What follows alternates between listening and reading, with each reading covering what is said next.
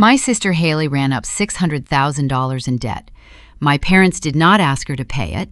Instead, they called me into their vaulted living room, slid a gold pen across the coffee table, and told me that if I did not clear her balances by the end of the week, I was dead to them. They thought that was a threat. They had no idea that exactly 2 weeks later, a banker would be calling their private home line to collect a debt they never saw coming. Welcome back to Sophia Vengeance, where quiet people finally let the truth do the talking. I am Iris Sterling. Drop a comment and tell me your age and where you are listening from, and be sure to subscribe. I am 33 and I live in Colorado, a place where the mountains do not care about your excuses, and neither do I. I work as a risk analyst for a luxury resort group. I spend my days calculating the probability of disaster.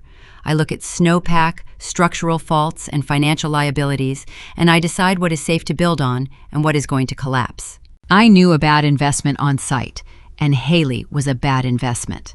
The heat in my parents' living room was suffocating. The River Rock fireplace blazed, casting long shadows across the Persian rug, while outside, the floor-to-ceiling windows snow fell in thick, deliberate sheets. I sat on the edge of a custom leather sofa. My mother Susan stood over me, her arms crossed tight over her cashmere sweater. My father Richard leaned against the stone mantel, swirling a finger of bourbon in a crystal glass. He watched the amber liquid spin, letting my mother do the heavy lifting. "We are not asking for a negotiation, Iris," my mother said.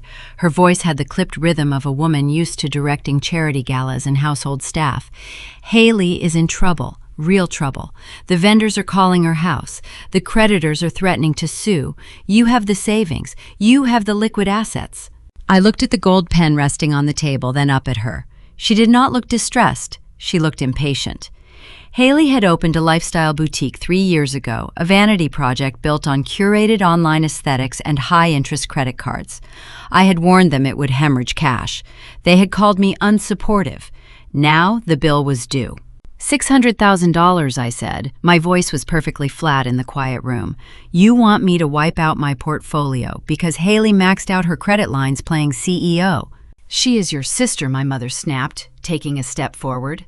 The ice in my father's glass clinked. "Family protects family. You are the responsible one. We raised you to be the safety net."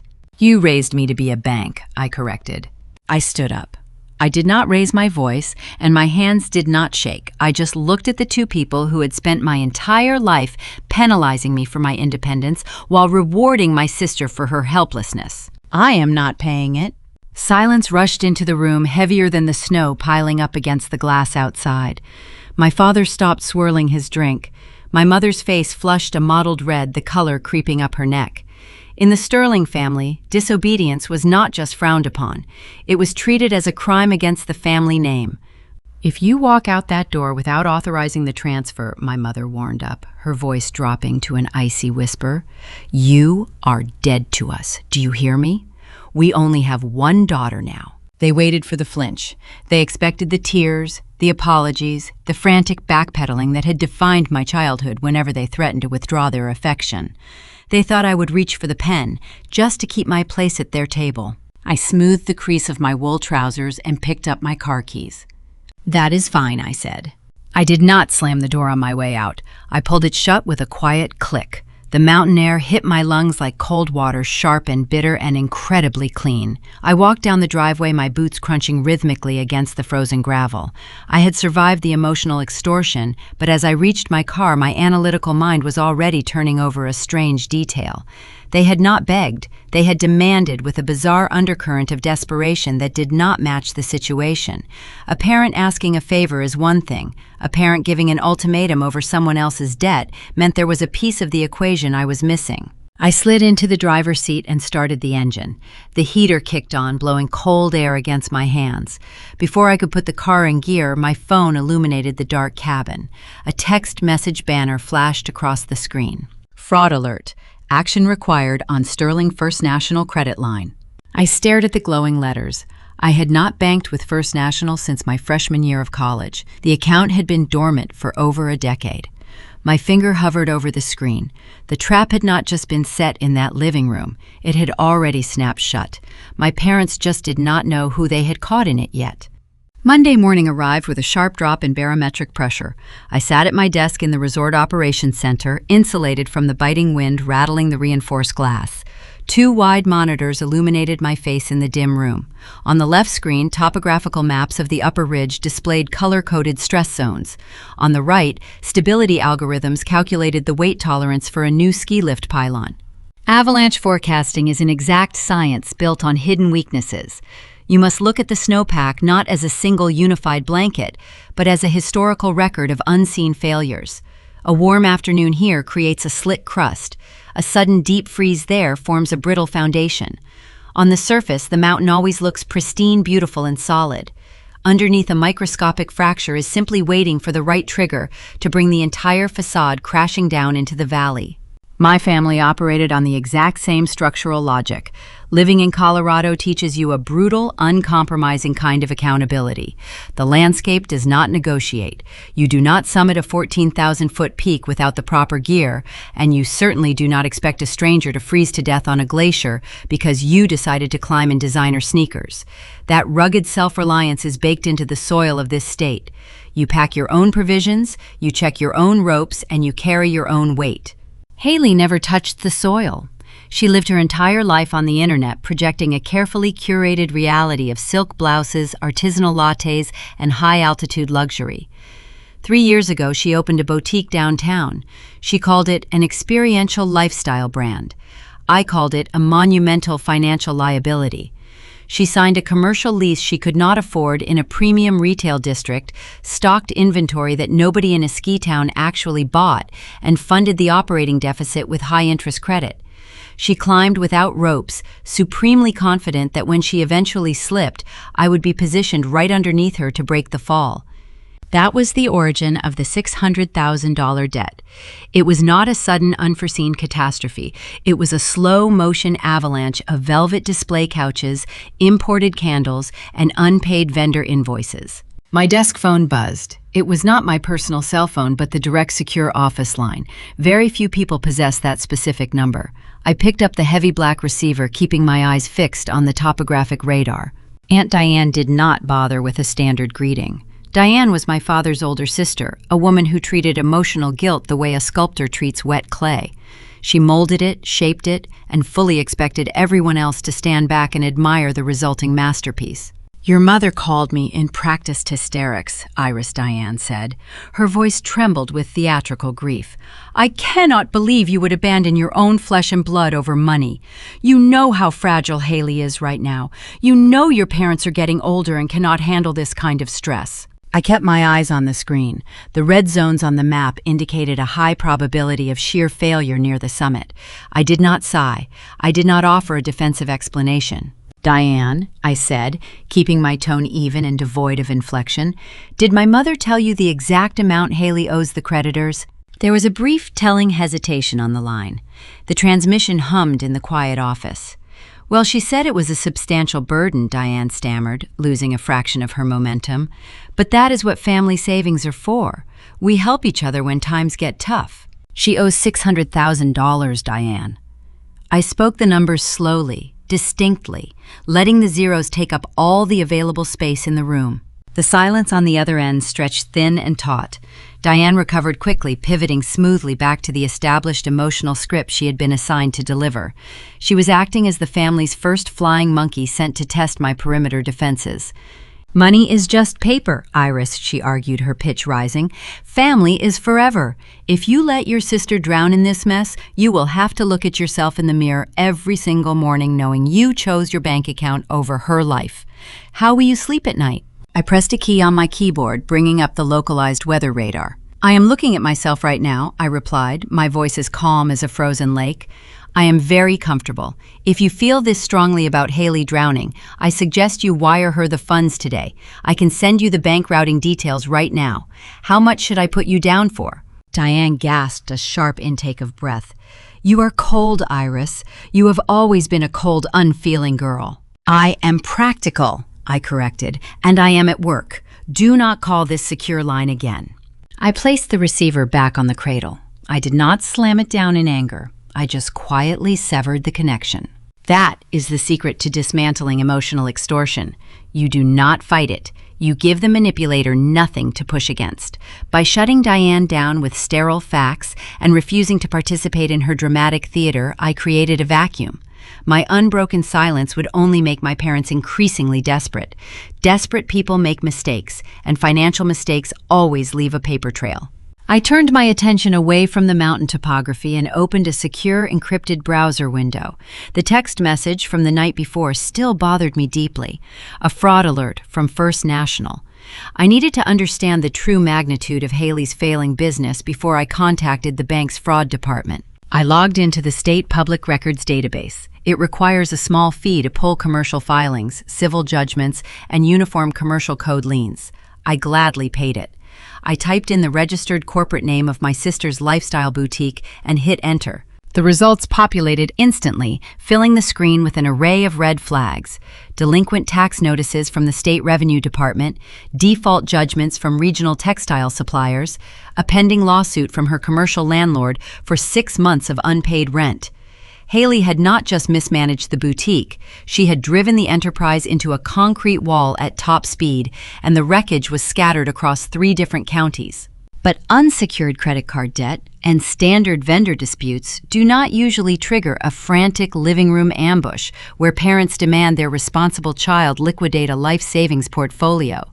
Creditors can harass you relentlessly for unsecured debt, but they cannot legally take your house without a long, drawn-out court process. My parents had demanded a bailout with a highly specific, non-negotiable timeline. By the end of the week. That meant a hard deadline existed. That meant collateral was involved. I narrowed the search parameters, filtering specifically for secured loans originated within the last 12 months. One document surfaced immediately: a high-risk commercial consolidation loan issued by a predatory private lending firm known for funding businesses that traditional banks refuse to touch. The principal amount matched the missing deficit perfectly: $300,000, designed to cover the most urgent defaults and keep the boutique doors open just a little longer. I clicked the link to download the scanned digital file of the original promissory note. The document loaded on my left monitor, replacing the avalanche data with dense blocks of legal text. I scrolled past the standard jargon, the exorbitant double-digit interest rates, and the brutal acceleration clauses that allowed the lender to call the entire note due upon a single missed payment. I reached the final page, the signature block. Haley had signed as the primary commercial borrower. Her signature was looping, rushed, and careless in blue ink. Beneath her name was the designated section for the secondary guarantor. This is the individual legally responsible if the primary borrower defaults, the person whose physical assets are pledged to secure the dispersed funds. I leaned closer to the monitor, the blue light reflecting in my eyes. The address listed under the guarantor section was not a commercial property. It was a residential address. It was the exact street number, zip code, and county plot of the Sterling family mountain estate. My parents had not just blindly co-signed a standard business loan.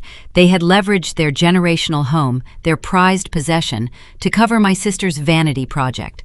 And right below their address, listed in small print as a tertiary backup funding source, were my dormant First National account details. The puzzle pieces shifted horizontally, locking into a terrifying crystal-clear picture. They did not just want me to pay a random debt. The bank had clearly issued a final demand notice. My parents needed me to buy back their house before the lender took it from them. The afternoon sun sat low over the jagged peaks, casting long blue shadows across the packed snow. I stood on the wraparound cedar deck of the main resort lodge, a steaming mug of black coffee warming my palms. Below me, a black luxury sport utility vehicle pulled into the loading zone, parking illegally across 2 designated spaces. The driver door swung open. Haley stepped out. She wore a pristine white tailored coat and tall boots with a ridiculous wedge heel, attire meant for a city sidewalk, not a high-altitude alpine environment. She marched toward the wooden stairs leading up to the deck, her eyes locked on my face. She did not look at the ground. The mountain does not care about your outfit. A patch of black ice hidden beneath a thin dusting of fresh powder coated the second step. Haley planted her heel. Her foot shot forward. Her arms flailed outward in a panicked, uncoordinated windmill. She locked eyes with me, her expression instantly shifting from righteous indignation to expectant terror. She waited for me to drop my coffee, lunge forward, and break her fall. I did not move. I stood perfectly still, watching gravity do its work. Haley hit the frozen wooden planks hard, landing awkwardly on her hip and elbow. Her designer handbag spilled open, scattering a polished leather wallet, a compact mirror, and a handful of crumpled receipts across the ice. She gasped, the cold air punching the breath out of her lungs. "You could have caught me," she hissed. Her voice vibrated with shock and embarrassment as she struggled to push herself up. "You saw the ice," I replied, my tone flat. "You chose to step on it." We moved inside to a quiet corner of the lodge lobby. The scent of wood smoke and roasting espresso filled the air. Haley dropped into a leather wingback chair, rubbing her bruised elbow, glaring at me across a low copper table. She did not offer a greeting. She did not apologize for ambushing me at my workplace. She just leaned forward and launched into her rehearsed narrative. "You are being selfish, Iris," she began, bypassing any preamble. "Mom told me what you said yesterday. She was crying all night. Do you have any idea what kind of position you are putting us in right now?" I took a slow sip of my coffee. The bitter roast coated my tongue. Us. She used the plural pronoun, seamlessly merging her manufactured disaster with our parents standing. "My boutique is a victim of the economy." Haley continued, her voice gaining a practiced whining cadence. "Supply chain issues ruined my quarterly projections. The vendors are being unreasonable, and these private lenders have no basic human decency. They are threatening to seize my inventory. I just need a bridge, a temporary infusion to restructure the liabilities. You have that tech stock portfolio. You have the mutual funds. It is just sitting there doing nothing." She spoke about my decade of disciplined savings as if it were a communal trust fund, a safety net she had a natural birthright to claim. She genuinely believed her retail emergency constituted a crisis on my end. I let the silence stretch. I did not interrupt her to point out that buying imported Italian display cases on high-interest credit had nothing to do with supply chains. I just watched her talk. Silence is a mirror. When you refuse to argue, a liar is forced to fill the empty space with their own voice, and they almost always tangle themselves in the slack. Haley shifted in her chair, uncomfortable with my unblinking gaze. The leather squeaked beneath her. "You have to help," she insisted, her tone growing sharper, peeling back the victim facade to reveal the entitlement underneath. "It is not even that big of a deal, Iris. You make a comfortable salary. You can replenish your accounts in a few years. My reputation is on the line here." "Your debt is not my liability," I said. I set the coffee mug on the copper table. The ceramic clinked sharply. "You dug a $600,000 hole. You can climb out of it yourself." Haley slammed her manicured hand onto the table. Her eyes widened, flashing with a desperate, cornered panic. "You are holding everything up. Mom and Dad are already handling the debt structure. They fixed the primary note. We just need your signature to release the backup funds. You are ruining the whole arrangement over pure stubbornness." The lobby around us seemed to drop in temperature. The ambient noise of clinking ski boots and crackling fire faded into the background. I stared at my sister. The words hung in the air between us, crystalline and sharp. Handling the debt structure. Release the backup funds. I thought about the public records database I searched that morning. I thought about the commercial loan document listing my parents' mountain estate as the primary collateral, and then the final, chilling piece locked into place. The automated text message from First National. My parents had not merely co-signed Haley's disastrous loan. They had leveraged their own home, but their debt-to-income ratio was not strong enough to secure the final tranche of the private financing. They needed a secondary guarantor with pristine credit and liquid assets to satisfy the lender. They had used my dormant account details, treating my identity like a spare key to a vault they did not own. They did not need me to write a check. They needed my legal consent to finalize a fraudulent financial knot they had already tied. "My parents are handling it," I repeated slowly, letting the implication settle into the cold air. "But they need my signature." Yes, Haley snapped, crossing her arms, completely oblivious to the legal gravity of her admission. The broker said the secondary guarantor forms have to be verified in person or through an authorized digital signature.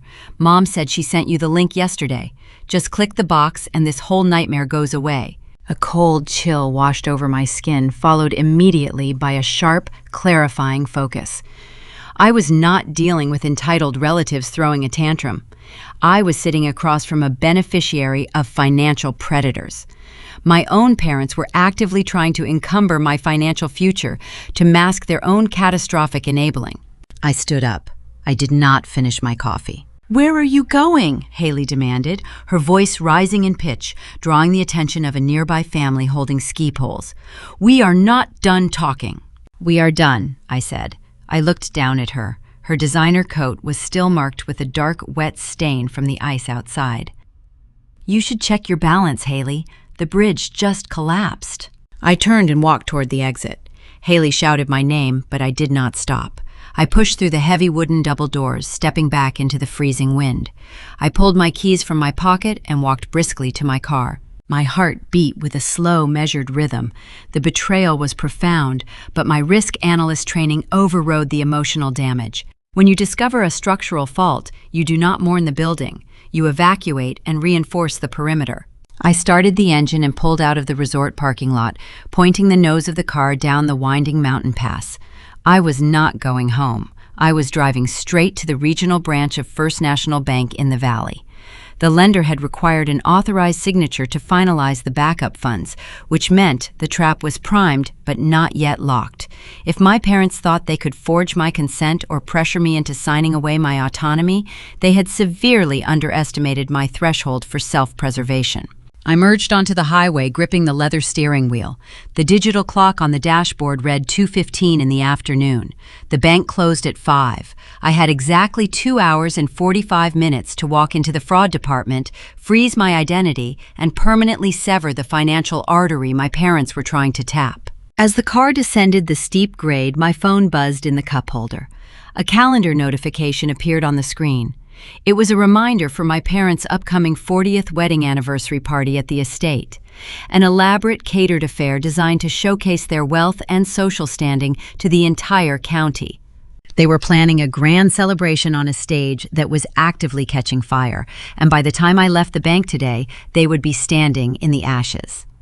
The afternoon sun sat low over the jagged peaks, casting long blue shadows across the packed snow. I stood on the wraparound cedar deck of the main resort lodge, a steaming mug of black coffee warming my palms. Below me, a black luxury sport utility vehicle pulled into the loading zone, parking illegally across 2 designated spaces. The driver door swung open. Haley stepped out. She wore a pristine white tailored coat and tall boots with a ridiculous wedge heel attire meant for a city sidewalk, not a high-altitude alpine environment. She marched toward the wooden stairs leading up to the deck, her eyes locked on my face. She did not look at the ground. "The mountain does not care about your outfit." A patch of black ice hidden beneath a thin dusting of fresh powder coated the second step. Haley planted her heel. Her foot shot forward. Her arms flailed outward in a panicked, uncoordinated windmill. She locked eyes with me, her expression instantly shifting from righteous indignation to expectant terror. She waited for me to drop my coffee, lunge forward, and break her fall. I did not move. I stood perfectly still, watching gravity do its work. Haley hit the frozen wooden planks hard, landing awkwardly on her hip and elbow. Her designer handbag spilled open, scattering a polished leather wallet, a compact mirror, and a handful of crumpled receipts across the ice. She gasped, the cold air punching the breath out of her lungs. "You could have caught me," she hissed. Her voice vibrated with shock and embarrassment as she struggled to push herself up. "You saw the ice," I replied, my tone flat. "You chose to step on it." We moved inside to a quiet corner of the lodge lobby. The scent of wood smoke and roasting espresso filled the air. Haley dropped into a leather wingback chair, rubbing her bruised elbow, glaring at me across a low copper table.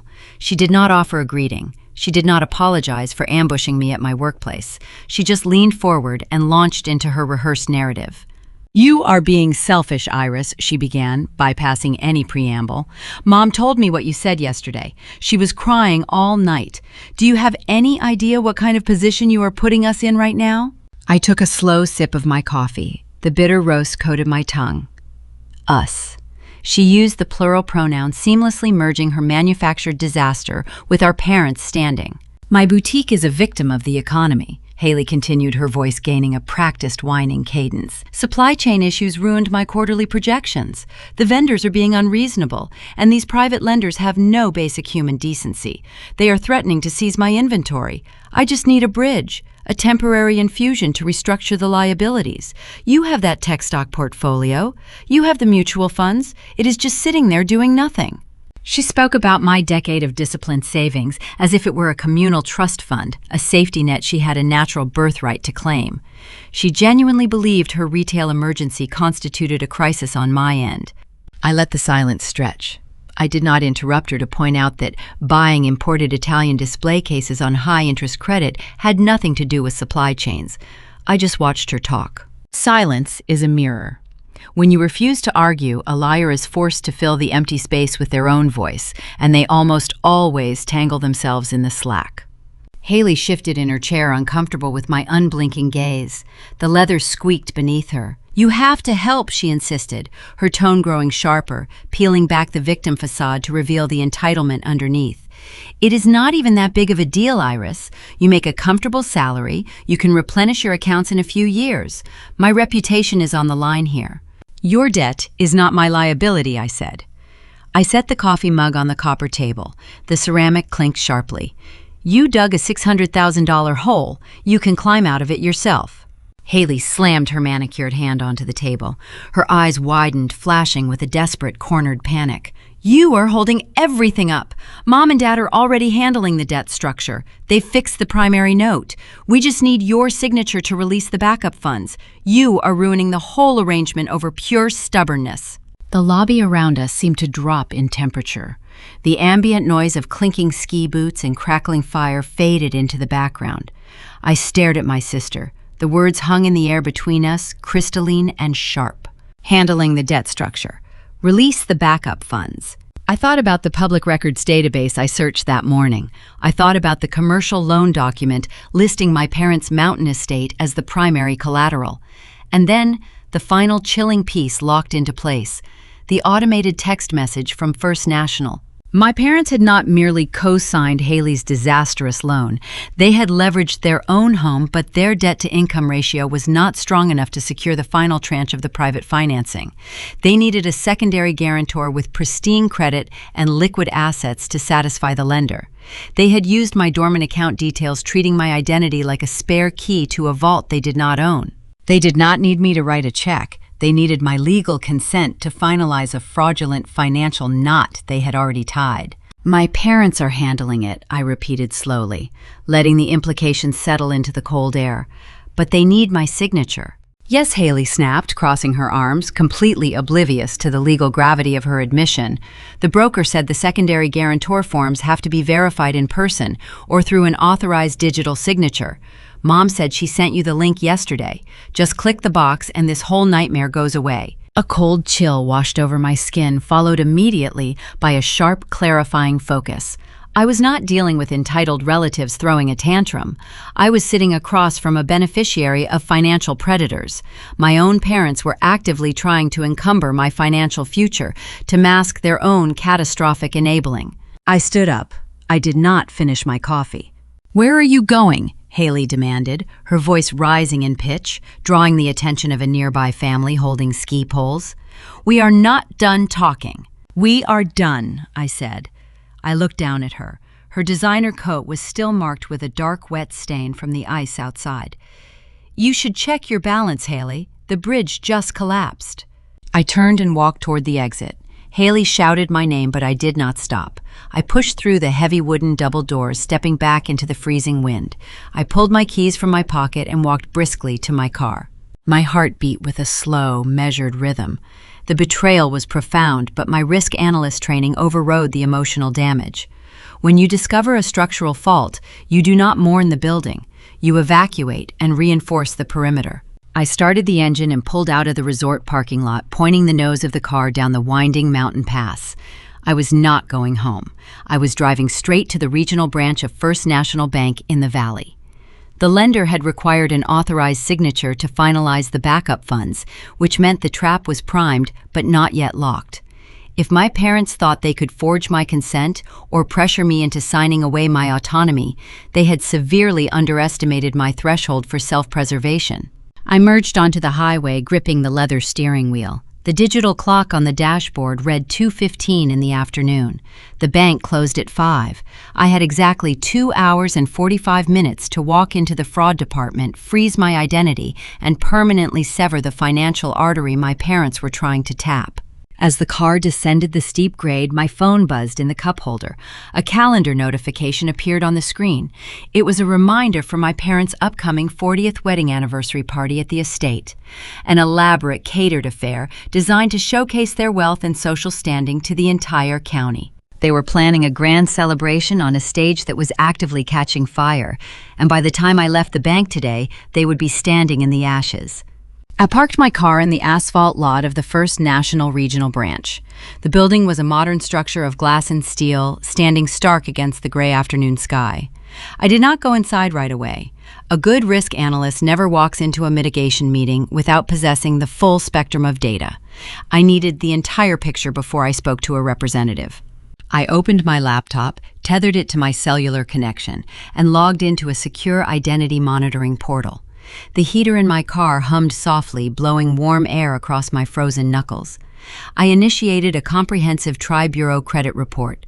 The loading icon spun for 3 seconds. Those 3 seconds felt like holding my breath underwater. When the digital dashboard populated, the numbers stared back at me in harsh white light. My credit score remained pristine, but my total exposure had shifted in a terrifying direction. Under the Open Accounts tab, a dormant line of credit from my sophomore year of college had been resurrected. It carried a fresh status update. It was now irrevocably tethered as a secondary guarantor to a high-yield commercial loan. The principal balance listed was $300,000. I clicked the hyperlink to view the attached origination documents. A digitized PDF loaded on my screen. It was the formal guarantor agreement, the exact contract Haley had mentioned in the lodge. I scrolled down to the final page, bypassing the dense legalese detailing default penalties and asset forfeiture. My eyes locked onto the signature line. Someone had signed my name. I leaned closer to the monitor. I magnified the document by 200%. The ink was digital, but the stylistic stroke was unmistakable. The letter S in sterling featured a very specific elongated upper loop that snapped back sharply at the tail. It was an antiquated cursive habit, a flourish taught in private boarding schools decades ago. It was the exact way my mother signed her checks. It was the exact way she signed my birthday cards. Susan had not just tried to manipulate me in her living room. She had gone behind my back, logged into an archaic account portal using my old security question answers, and forged my legal consent to prop up her failing financial architecture. The conflict had just escalated from toxic family dynamics to literal, actionable fraud. A normal person might have grabbed their phone, called their mother, and screamed until their vocal cords gave out. A normal person might have demanded an explanation, seeking some twisted emotional closure for the betrayal. I did not feel the urge to scream. My heart rate did not spike. Instead, I felt a cold, surgical clarity settling over my mind. When a structural foundation is compromised by sabotage, you do not call the saboteur to complain. You isolate the damage, reinforce the perimeter, and cut the compromised beams. I shut the laptop, placed it in my leather briefcase, and walked through the sliding glass doors of the bank. The lobby smelled of polished granite and ozone. The hushed murmur of tellers and the soft clicking of keyboards created a sterile, insulated atmosphere. I bypassed the main teller line and walked directly to the reception desk. "I need to speak with a fraud investigator immediately," I told the receptionist. My tone left no room for pleasantries or delays. I am the victim of identity theft involving a commercial loan origination. 10 minutes later, I sat across from a senior investigator named Marcus. His office was minimalist decorated, only with a dying fern and a stack of blank manila folders. He wore a crisp blue shirt and possessed the weary, attentive posture of a man who dealt with bad news for a living. I handed him my driver license and my passport. I did not offer a tearful narrative about betrayal or a lengthy backstory about my sister. I laid out the facts with chronological precision. I did not authorize this secondary guarantor attachment, I explained, pointing to his monitor as he pulled up the file. The account was dormant. The signature on the PDF is a forgery, executed by a primary account holder, Susan Sterling. I want a hard freeze placed on my entire profile, effective this second. I want myself formally severed from this liability. Marcus typed rapidly, his eyes scanning the digital event logs. His brow furrowed as he traced the digital footprint timeline. "You are correct," Marcus said, his voice dropping an octave. "The electronic signature was generated from a device located in Aspen, matching the residential address of the primary borrowers. It bypassed our secondary authentication because the original college account predated our current two-factor verification protocols. They used legacy credentials to force the approval." "Then fix it," I replied. "Cut the tether." Marcus nodded. He pulled a fresh sheet of paper from his printer. It was a sworn affidavit of fraud. He slid it across the desk along with a heavy black pen. "By signing this, he cautioned you are initiating a formal fraud claim. We will remove your name and your assets from the liability pool. However, you should understand that this involves the primary account holders, your parents. Our internal security division may pursue this further, and it will become a matter of federal record." I took the pen. I did not hesitate. I pressed the tip to the paper and signed my actual name.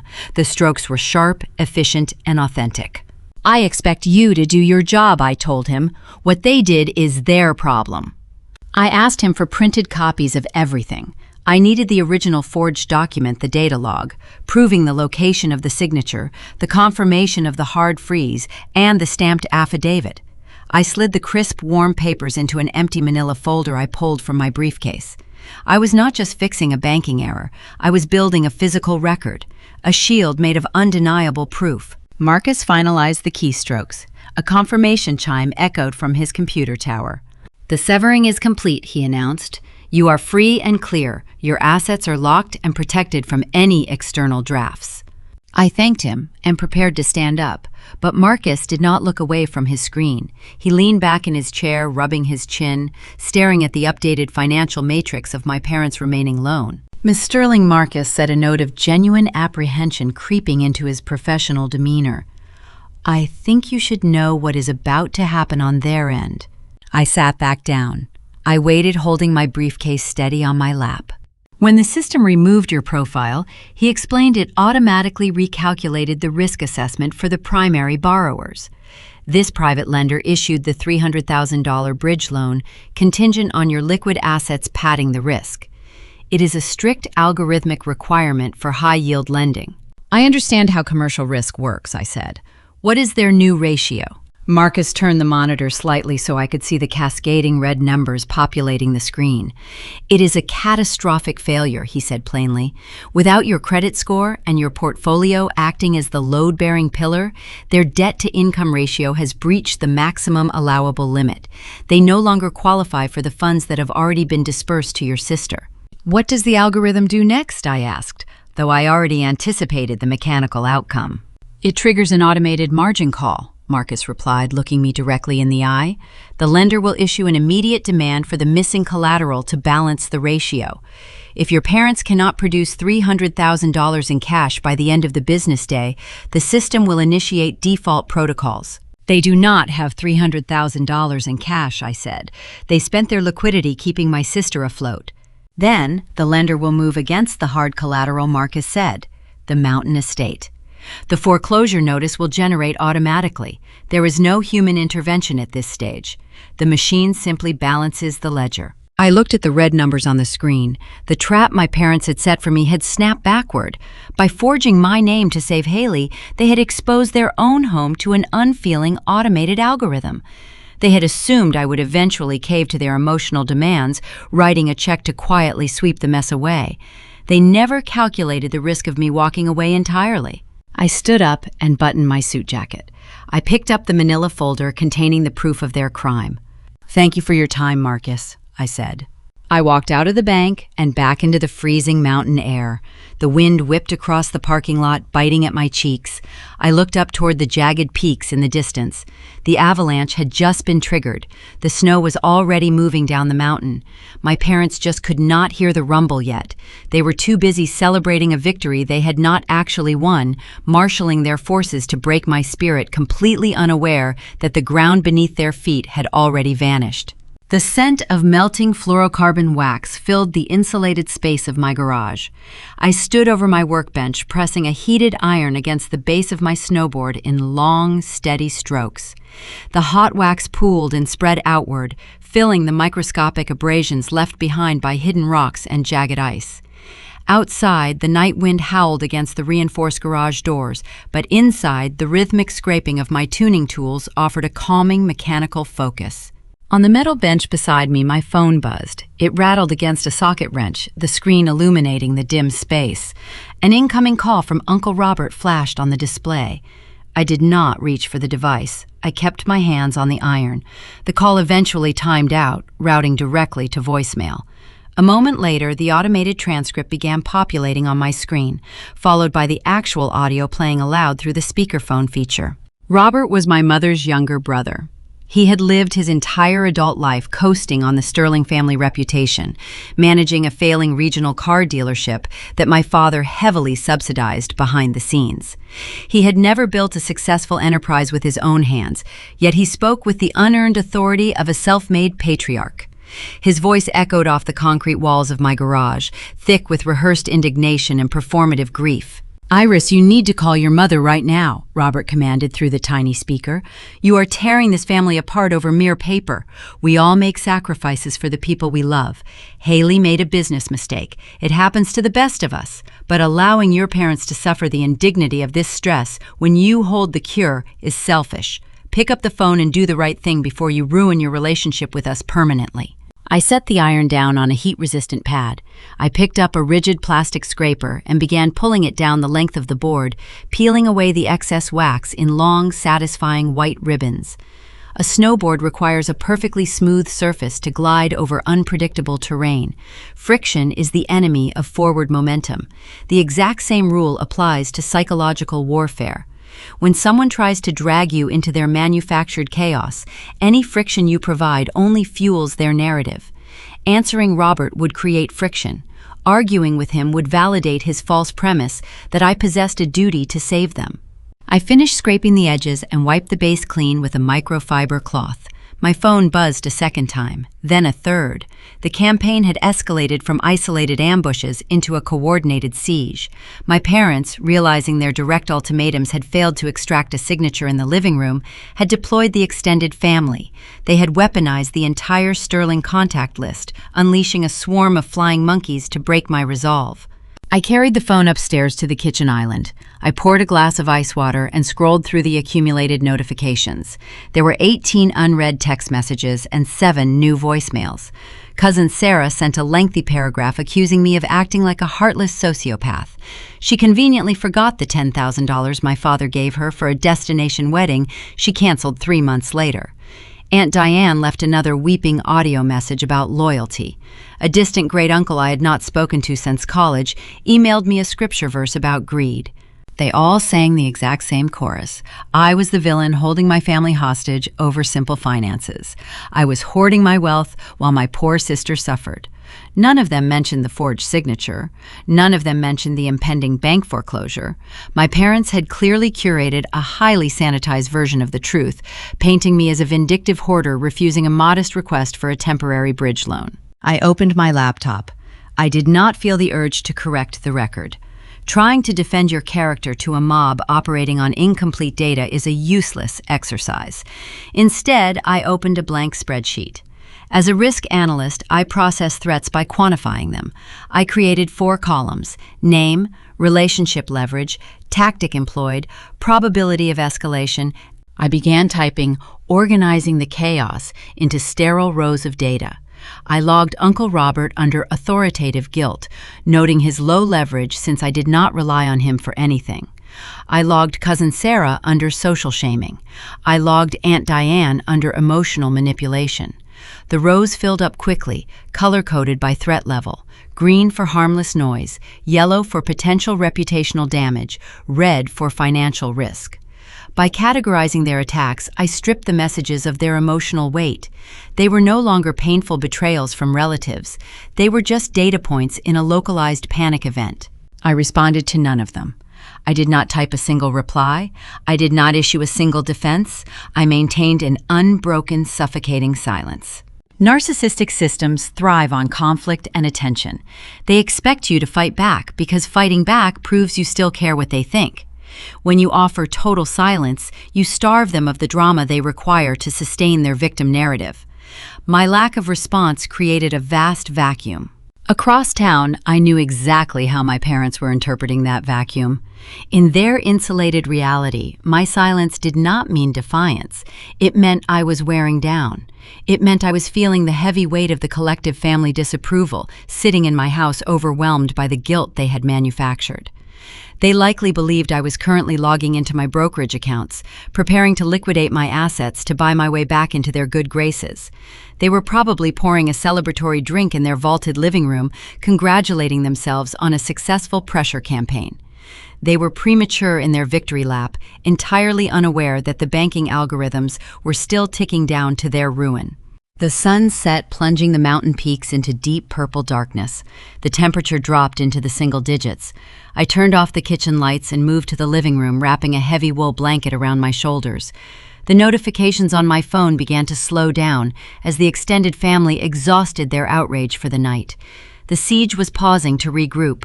I watched the fire crackle in the hearth. The isolation was profound, but it was a clean, healthy kind of isolation. I had excised a rotting appendage from my life, and the initial shock was giving way to an enduring peace. The timeline I had calculated indicated the bank would finalize the margin call failure soon. The machine was in motion, grinding forward without pity or hesitation.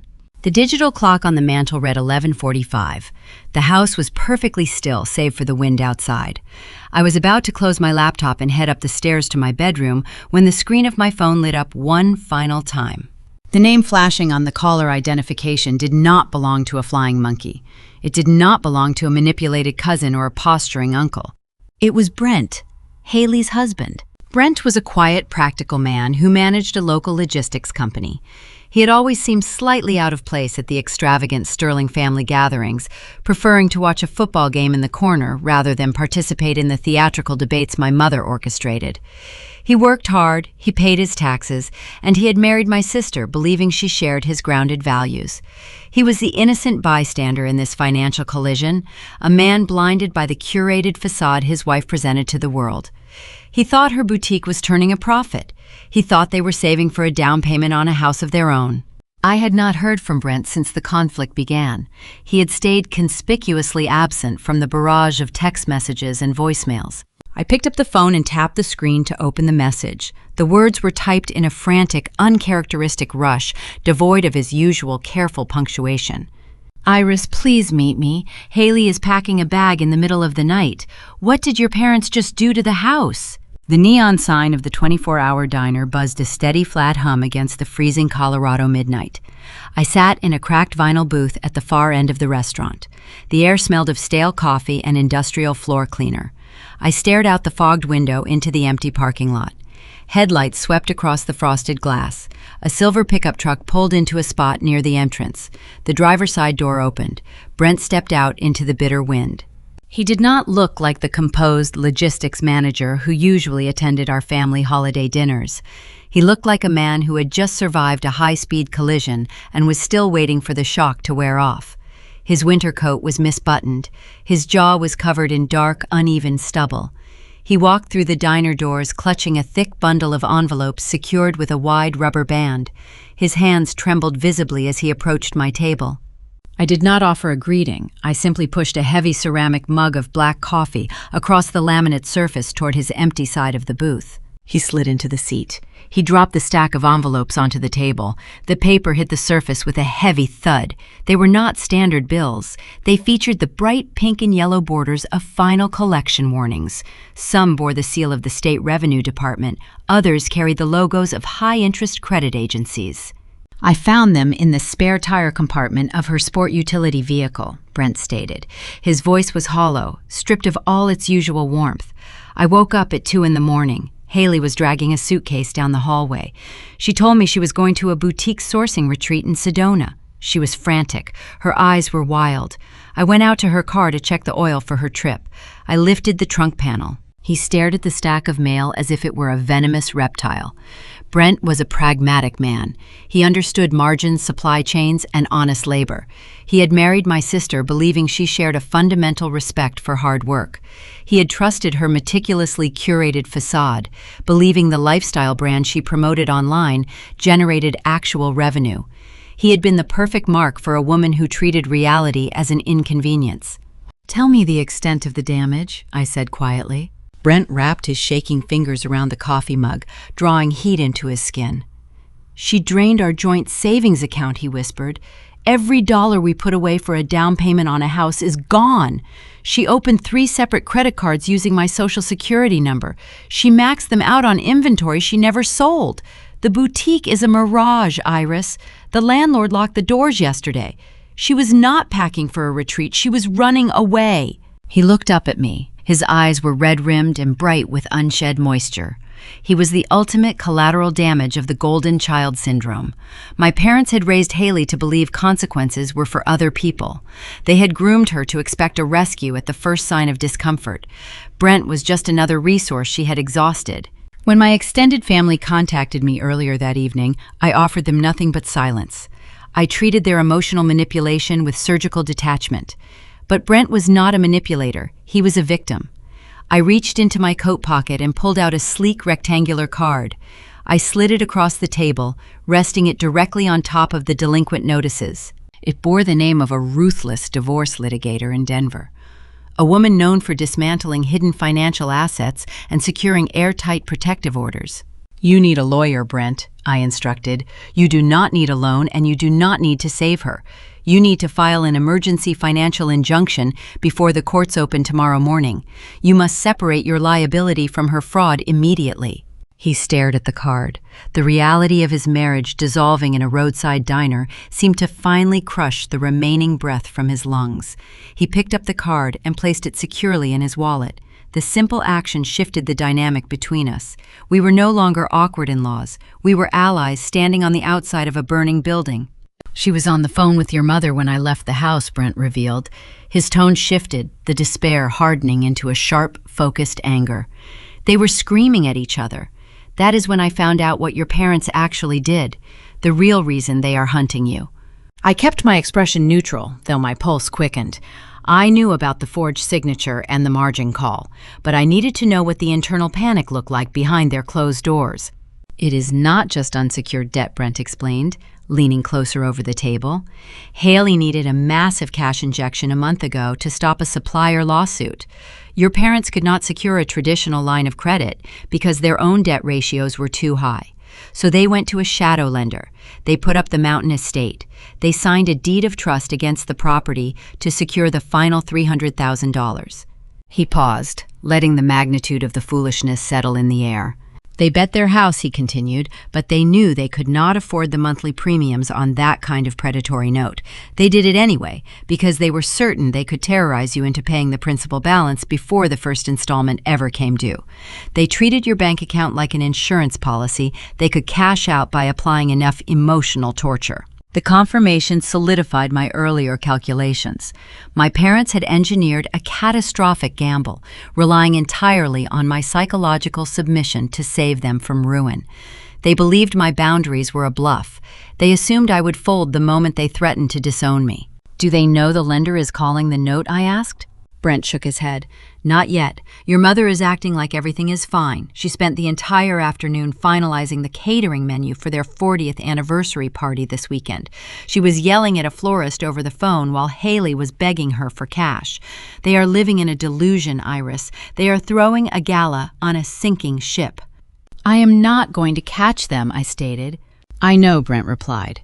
He drank the black coffee in one long swallow. "I am going back to the house to pack the rest of my belongings. I am moving into a hotel near my office. But I will keep my ear to the ground. If they make another move, I will tell you." He stood up from the booth. He looked exhausted, but the frantic tremor in his hands had vanished.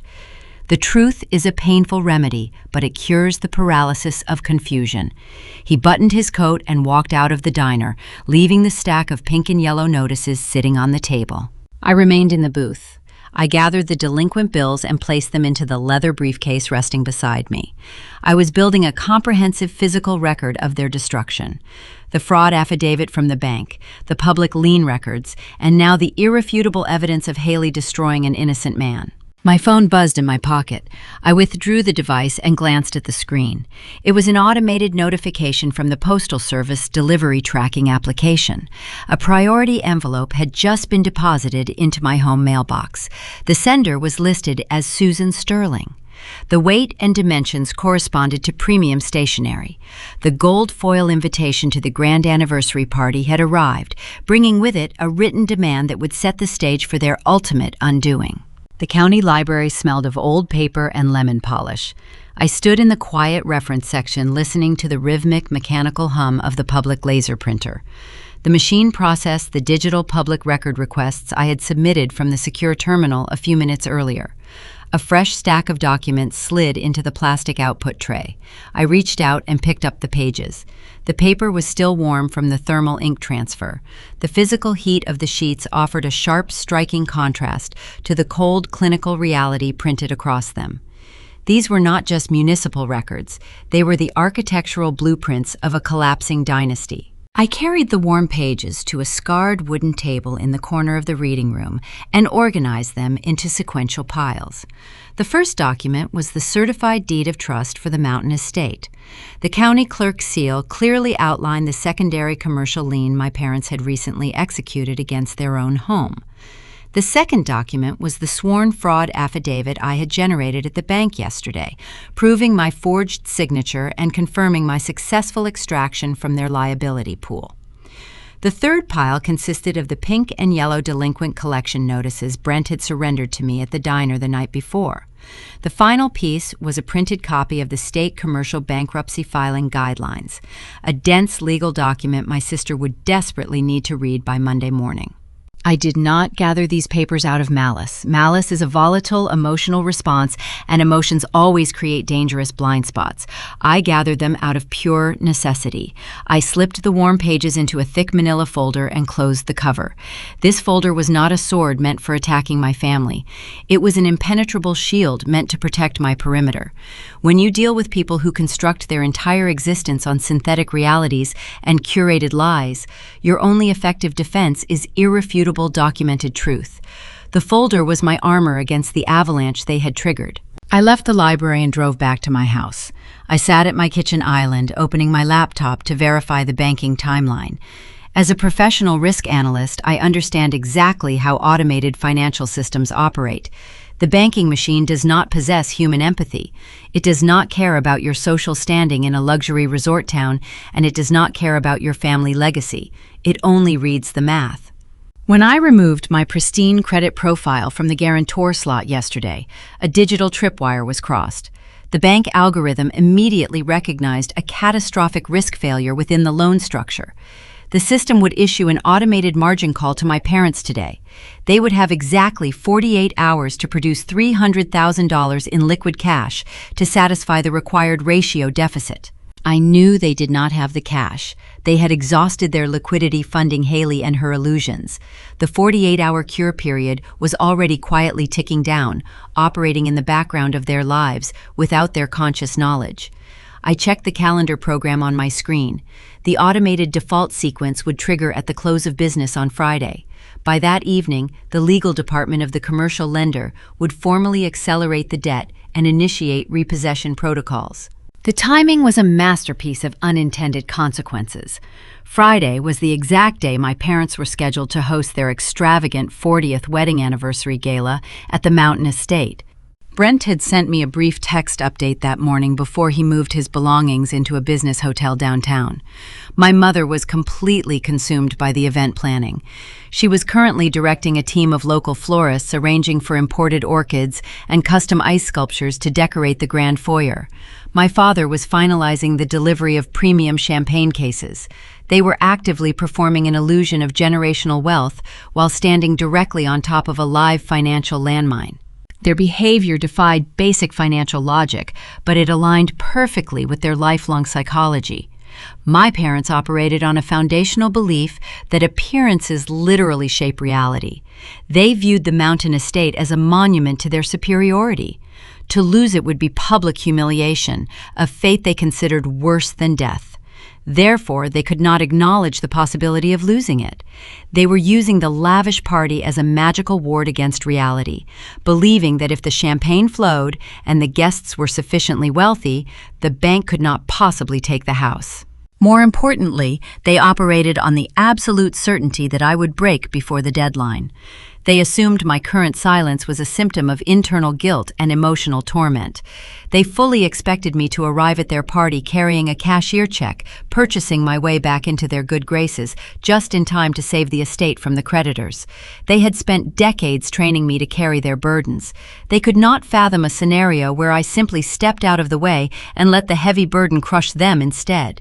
That arrogant certainty was blinding them to the thick smoke pouring from their own roof. They were preparing a feast completely oblivious to the fact that the bank was currently printing a formal notice of foreclosure that would arrive just as the appetizers were being served. The late afternoon sun dipped below the jagged mountain ridgeline, casting long, deep shadows across my snowy driveway. I walked down the front wooden steps to check my physical mail. The cold air stung my cheeks, a sharp reminder of the unforgiving Colorado winter. Inside the metal box rested a single item. It was a heavy square envelope crafted from premium textured cardstock. The return address featured the stylized embossed monogram of the Sterling family estate. I carried the envelope inside the house and broke the thick wax seal. I pulled out a stunning gold foil invitation to the anniversary gala. The calligraphy was elegant and looping formally, inviting me to celebrate 4 decades of enduring love and family legacy. It was a beautiful piece of stationery designed specifically to impress local politicians and wealthy neighbors. But the true message was not printed on the front of the card. Tucked neatly behind the formal invitation was a small piece of matching notepaper. The handwriting belonged to my mother. The strokes were sharp, hurried, and dripping with passive-aggressive authority. She had bypassed the flying monkeys for one final direct command. The ink was dark blue, the exact same color she had used to forge my signature on the commercial loan documents. I read the short sentence twice. The words practically vibrated with toxic entitlement. "We expect you to do the right thing for this family. Come with the check or do not come at all." The air at 10,000 feet felt thin and sharp in my lungs. I stood on an exposed granite ridge above the tree line, feeling the biting winter wind whip across my face. Below me lay a vast expanse of unstable white terrain. A team of resort ski patrollers worked along the adjacent slope, setting explosive charges into a deep overhanging cornice of snow. We were preparing for a controlled detonation. When a structural weakness develops inside a snowpack, you cannot fix it by adding more layers on top. The extra weight only guarantees a deadlier collapse later. The only safe protocol is to trigger the failure intentionally on your own terms. A distant hollow boom echoed across the valley. A split second later, the snowpack fractured. A jagged line snapped across the pristine white surface. Millions of tons of frozen water gave way to gravity rushing down the mountainside in a terrifying, silent white cloud. Trees splintered like brittle toothpicks in its path. The raw, unfeeling power of the mountain erased everything in its trajectory. I watched the destruction from my safe vantage point on the ridge. I did not feel pity for the broken pine trees. I only felt respect for the physics involved. The exact same mechanical physics were currently tearing through my parents' financial foundation down in the valley. The 2-week mark had arrived. The grace period generated by my sudden extraction from their commercial loan was officially over. The bank algorithms had finished their calculations, and the resulting math triggered the final warning protocol. My phone vibrated in the insulated pocket of my winter parka. I pulled the device out with a gloved hand. A voicemail notification waited on the screen. The caller identification displayed my father. Richard Sterling rarely initiated phone calls. He preferred to conduct his business in person, using his towering height and expensive tailored suits to intimidate smaller men into favorable deals. He used his generational wealth as a bludgeon, assuming every problem could be solved by dropping the family name or threatening a lawsuit. But a shadow lender operating on automated margin calls does not care about your country club membership or your tailored clothing. The lender only cares about the collateral. I tapped the screen to play the message. I held the speaker close to my ear, shielding it from the howling wind. "Iris, pick up the phone right now," my father commanded. His voice lacked its usual booming authority. It sounded thin, ragged, and tight with barely contained panic. "We just received a very disturbing notice from the commercial underwriting department. They are claiming a technical default on Haley's account. They said you visited a branch and filed a grievance that caused a clerical error in the guarantor matrix. You need to call your contact at the bank immediately and reverse whatever paperwork you filed. We are trying to secure a temporary bridge loan to smooth this over, but the broker cannot proceed while this administrative freeze is active. Fix this error today. Do not test my patience." I lowered the phone. A clerical error, an administrative freeze. He could not even bring himself to say the word fraud. He was still trying to reframe his felony forgery as a simple banking mistake that I had caused by being uncooperative. He still believed he could order me to repair the bridge he had burned. I deleted the message. I did not return the call. By removing myself from their liability pool, I had exposed them entirely to the elements. They were standing naked in a financial blizzard, realizing for the first time that their checkbook could not buy them out of this specific storm. The commercial lender had formally rejected their desperate plea for an extension because the core requirement of the loan was missing. My pristine credit score was gone, and their debt ratio was toxic. I let the silence stretch. I returned to my resort office and spent the rest of the week reviewing safety protocols for the upcoming ski season. I drank my black coffee. I slept 8 hours a night. I offered my family nothing. Silence is the ultimate weapon against people who thrive on control. My parents expected a fight. They expected me to yell, to cry, to outline my conditions for a bailout. A fight would give them leverage. A fight would mean we were negotiating. By offering them total, suffocating silence, I forced them to sit alone in the quiet terror of their own consequences. The tension escalated daily. The deadline ticked closer, matching the rhythm of the upcoming anniversary party. My mother continued her manic preparations at the estate. Delivery trucks arrived with imported delicacies and premium floral arrangements. She directed the event staff with manic energy, treating the physical preparations as a distraction from the financial doom looming over her head. She operated under the delusion that if the party looked expensive enough, the bank would simply realize they made a mistake and leave them alone. Thursday evening arrived, bringing a heavy, oppressive, overcast sky to the region. I sat at my kitchen island, organizing the physical documents inside my thick manila folder. I arranged the fraud affidavit, the public lien records, and the delinquent collection notices into a precise sequential order. I prepared my shield for the final confrontation. My laptop chimed, signaling an incoming secure message. I glanced at the screen. The sender was Brent. Brent had moved into a downtown business hotel days ago, but he had retained remote access to the digital answering machine at the house he previously shared with my sister. He had been quietly monitoring their incoming communications, acting as a silent sentry on the inside of their collapsing world. The message contained no text. It was simply an attached audio file. I downloaded the file and pressed play. The audio was slightly grainy, carrying the distinctive compression of a digital voicemail recording. A man spoke, his tone professional, detached, and utterly devoid of human warmth. "This message is for Richard and Susan Sterling," the voice stated. "My name is Mr. Caldwell. I am the Senior Collections Officer representing Apex Capital Lending. We have reviewed your request for a bridge extension regarding the commercial note secured by your primary residence. That request has been denied due to the removal of the secondary guarantor and your failure to satisfy the resulting margin call. The 48-hour cure period has expired. This is your final courtesy notification. Formal foreclosure proceedings on the collateral property will commence tomorrow, Friday the 12th. All subsequent communication must be directed through our legal department. The recording clicked and ended. The silence in my kitchen felt incredibly loud. Tomorrow, Friday the 12th. The inescapable truth had finally arrived, delivered by a man named Mr. Caldwell, who did not care about the Sterling legacy. The automated banking machine had reached the end of its program sequence. The shadow lender was officially moving to seize the Mountain estate. Friday the 12th was not just a random date on the calendar. It was the exact day my parents were scheduled to open their custom oak doors to the wealthiest families in the county. They were about to host a lavish catered anniversary gala inside a house they no longer owned. The avalanche was no longer a theoretical threat looming on the ridge. The fracture had snapped, the snow was falling, and I was going to wear my best suit to watch it hit the valley floor.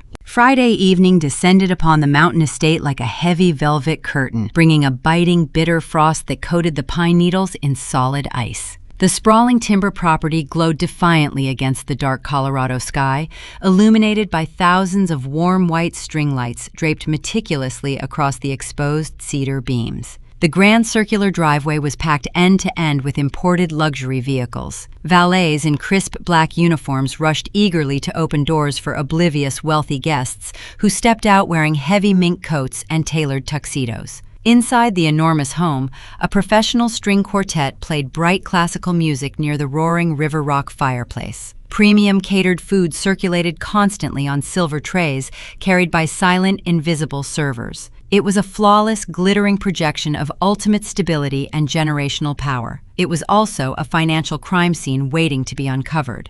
I parked my practical sedan down the street, intentionally avoiding the valet station. I walked up the long, winding driveway, my breath forming pale clouds in the freezing air. Through the expansive, uncurtained bay windows of the living room, I could observe the occupants like exotic fish in a brightly lit glass tank. My mother stood near the grand dining table, serving as the manic, desperate conductor of this doomed orchestra. Susan wore a stunning emerald evening gown, her hair perfectly styled to project effortless grace and relaxed hospitality. But her hands completely betrayed her internal panic. She was aggressively rearranging a towering pyramid of crystal champagne flutes. She moved the delicate glasses fractions of an inch, adjusting and readjusting their alignment with sharp, rigid movements. Her knuckles were pale white. The crystal clinked together with a fragile, nervous sound that cut through the low hum of the party chatter. She desperately needed to control the table setting because she could no longer control a single aspect of her actual life. The shadow lender was currently finalizing the paperwork to seize her sanctuary, and her primal response was to ensure the glassware maintained perfect symmetry. She performed her role flawlessly whenever a high society guest approached the table, flashing a brilliant practiced smile and offering smooth pleasantries about the catering menu. But the moment the guests turned their backs, her smile vanished, instantly replaced by a hollow, terrified, sinking stare. She was scanning the room, waiting for her salvation to walk through the door and fix the nightmare she had created. I pulled open the heavy oak front doors and stepped fully into the heated foyer. The air inside smelled of expensive floral arrangements, roasted garlic, and burning cedar wood. I scanned the crowded room, cataloging the threats and the casualties. My sister sat slumped in a velvet armchair in the far shadowed corner of the room, actively avoiding eye contact with anyone who passed by. Haley held a large crystal tumbler filled with clear liquor, drinking heavily and rapidly to drown the crushing reality of her ruined lifestyle boutique. She wore a designer dress she absolutely could not afford, playing the role of the carefree heiress while her literal world collapsed into bankruptcy. Her makeup was slightly smeared, and her hands shook visibly as she brought the glass to her lips. She kept glancing nervously toward the sweeping wooden staircase. Upstairs, hidden safely away from the glittering gala, Brent was quietly packing his final canvas duffel bag. He had intelligently used the chaotic distraction of the anniversary party to return to the estate and collect his last remaining personal items from the guest bedroom they had temporarily occupied. He was severing his legal and emotional ties completely, slipping out the back door while the band played cheerful melodies in the living room. Haley knew he was leaving her tonight, and she drank faster to pretend the abandonment was not happening. I did not check a coat with the attendant in the hallway. I did not carry a beautifully wrapped anniversary gift covered in silver paper. I arrived unannounced and uninvited, completely rejecting the required formal dress code established for a lavish high society gala. I wore my pragmatist armor, a sharp, tailored charcoal business suit, polished leather loafers, and a simple, unadorned white blouse. I dressed for a corporate audit, not a romantic celebration. In my right hand, I carried nothing but the thick manila folder containing the sworn fraud affidavit, the public commercial lien, and the stack of delinquent collection notices. The shift in the room was immediate and palpable. High society thrives on unspoken rules and rigid conformity, and my physical presence violently broke every single established boundary. I was the estranged, ungrateful daughter who had allegedly abandoned the family in their time of need. I was dressed for a hostile boardroom takeover in a room overflowing with silk dresses and diamond necklaces. The murmur started near the coat check and rippled outward like a heavy stone dropped into a perfectly calm pond. Guests turned their heads, their polite conversations halting mid-sentence. The string quartet continued playing their wooden instruments, but the underlying soundtrack of the party transformed into hushed, eager, malicious whispers. The wealthy elite love a catastrophic scandal, provided it is happening to someone else's family. They had spent the entire evening sipping premium champagne and discussing stock portfolios, but the sudden arrival of the outcast daughter provided the exact type of raw entertainment they secretly craved. They sensed the deep, bitter estrangement playing out in real time across the foyer, and they eagerly leaned forward to witness the upcoming spectacle. I walked slowly across the polished hardwood floor, my expression perfectly neutral, my heartbeat steady and slow. I did not shrink under their collective judging gaze. I let them look at the severe cut of my suit. I let them look at the plain, unmarked folder in my hand. I felt the satisfying weight of the paper inside, knowing it contained the power to level the entire building. The crowd parted naturally, stepping backward and forming a clear, unobstructed path between my position in the center of the room and the grand dining table. Susan looked up from her meticulously arranged crystal flutes, sensing the sudden shift in the room's energy. Her eyes locked onto my face, dropping instantly down to the manila folder grasped firmly in my hand. For a fraction of a second, genuine confusion flashed across her carefully contoured features. Then an overwhelming wave of pure, unadulterated relief washed away her lingering terror. Her face lit up with a victorious, predatory smile that exposed her teeth. She entirely misread the situation playing out in front of her. In her delusional, insulated reality, she saw exactly what she desperately wanted to see. She assumed the relentless psychological pressure campaign orchestrated by the extended family had worked flawlessly. She genuinely believed I had broken under the crushing weight of the family ultimatums, driven up the mountain in my severe business suit, and brought the $600,000 cashier check tucked safely inside that folder to save her precious estate. She thought I was surrendering to her authority. Susan smoothed the front of her emerald gown, her staggering arrogance fully restored in an instant. She stepped away from the table, lifting her chin high, and marched proudly across the room to loudly claim her prize in front of everyone. Susan crossed the foyer with the calculated stride of a seasoned politician. Her emerald evening gown swept across the polished hardwood floor, gathering the ambient light from the crystal chandeliers overhead. She raised her arms wide, projecting the manufactured warmth of a forgiving matriarch welcoming a lost child back into the fold. Her smile was impossibly wide, showcasing perfect porcelain veneers, but her eyes remained cold, calculating, and fixed entirely on the manila folder resting in my hand.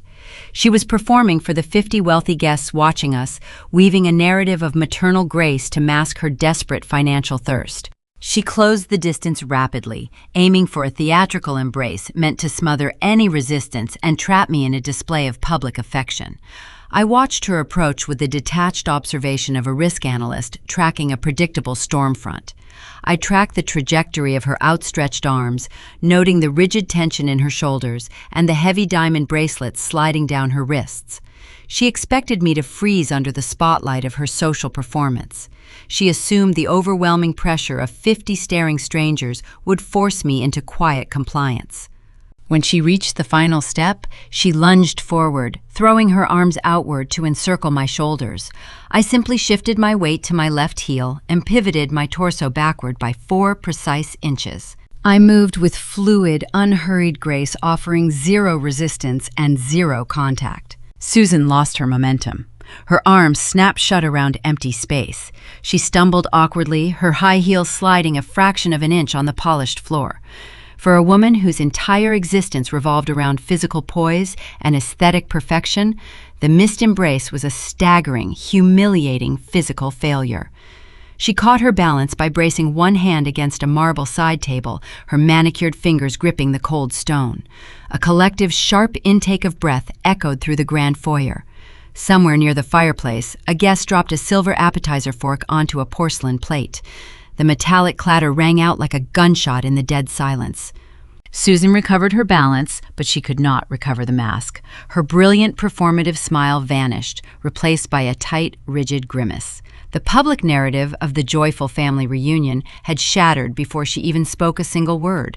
She stepped closer, invading my personal space to ensure the surrounding guests could not hear the venom she was about to deliver. Her perfume was suffocating, a heavy floral scent masking the sharp, distinct odor of premium gin on her breath. She leaned in her face, inches from my ear, and spoke through tightly clenched teeth. The muscle near her jaw twitched with barely contained rage. "Give me the check right now," Susan whispered. Her tone was a razor blade wrapped in silk. "Hand over the money, turn around, and go wait in the kitchen until we are done hosting. Do not embarrass us in front of these people." She issued the command with the supreme delusional confidence of a woman who still believed she held all the leverage in the room. She was standing inside a house that the bank was actively preparing to seize, wearing a gown she could not afford, demanding I retreat to the servant quarters after funding her fraudulent lifestyle. A normal person might have felt a surge of adrenaline. They might have raised their voice, launching into a defensive argument to justify their presence. I felt my pulse against the inside of my wrist. It was beating at a steady, resting rhythm. My nervous system registered no threat because Susan posed no actual danger. She was just a cornered animal, mistaking a trap for a sanctuary. I did not lean away from her. I looked directly into her eyes, observing the dark, frantic pupils dilated with panic. "I brought exactly what you asked for," I replied. I did not raise my pitch. I spoke in a low, measured register. The acoustic effect of a quiet voice in a crowded, silent room is magnetic. It forces the listeners to stop moving, stop chewing, and lean forward to capture the sound. The wealthy elite standing in the foyer and the adjacent living room strain their necks, desperate to consume the dialogue. "I brought my final documented answer," I stated clearly. The air in the room seemed to crystallize. The string quartet had stopped playing entirely, the musicians holding their wooden bows suspended in midair. Susan stared at me, her expression shifting from arrogant certainty to a sickening, hollow confusion. She looked down at the manila folder in my hand, finally realizing the thin cardboard did not possess the weight or shape of a standard bank envelope. The reality of my arrival began to fracture her insulated delusion. I stepped past her, leaving her frozen near the marble side table. I walked deliberately toward the center of the room, heading straight for the massive dining table that served as the visual anchor of the anniversary gala. The catering staff backed away, quickly retreating against the oak-paneled walls like ghosts. The guests parted, forming a wide, clear path. They watched me with a mixture of horror and intense fascination. I was dismantling their host's curated reality in real time, and none of them dared to intervene. I reached the dining table. It was draped in immaculate white linen and set with dozens of polished silver serving trays. In the exact center sat a towering, ostentatious floral centerpiece composed of imported white orchids and winterberries housed in a heavy crystal vase. It blocked the line of sight across the room. I reached out and grasped the base of the crystal vase. I pushed it firmly to the right. The heavy glass scraped against the pristine white linen with a harsh tearing sound, displacing a row of silver dessert spoons. The barrier was removed, clearing the stage for the presentation of facts. I stood at the head of the table, facing the crowd. My father, Richard, stood near the fireplace, his face pale and drained of its usual booming authority. Haley remained slumped in her velvet armchair, gripping her empty liquor glass with white knuckles. Susan remained rooted to the spot in the foyer, watching me with wide, terrified eyes.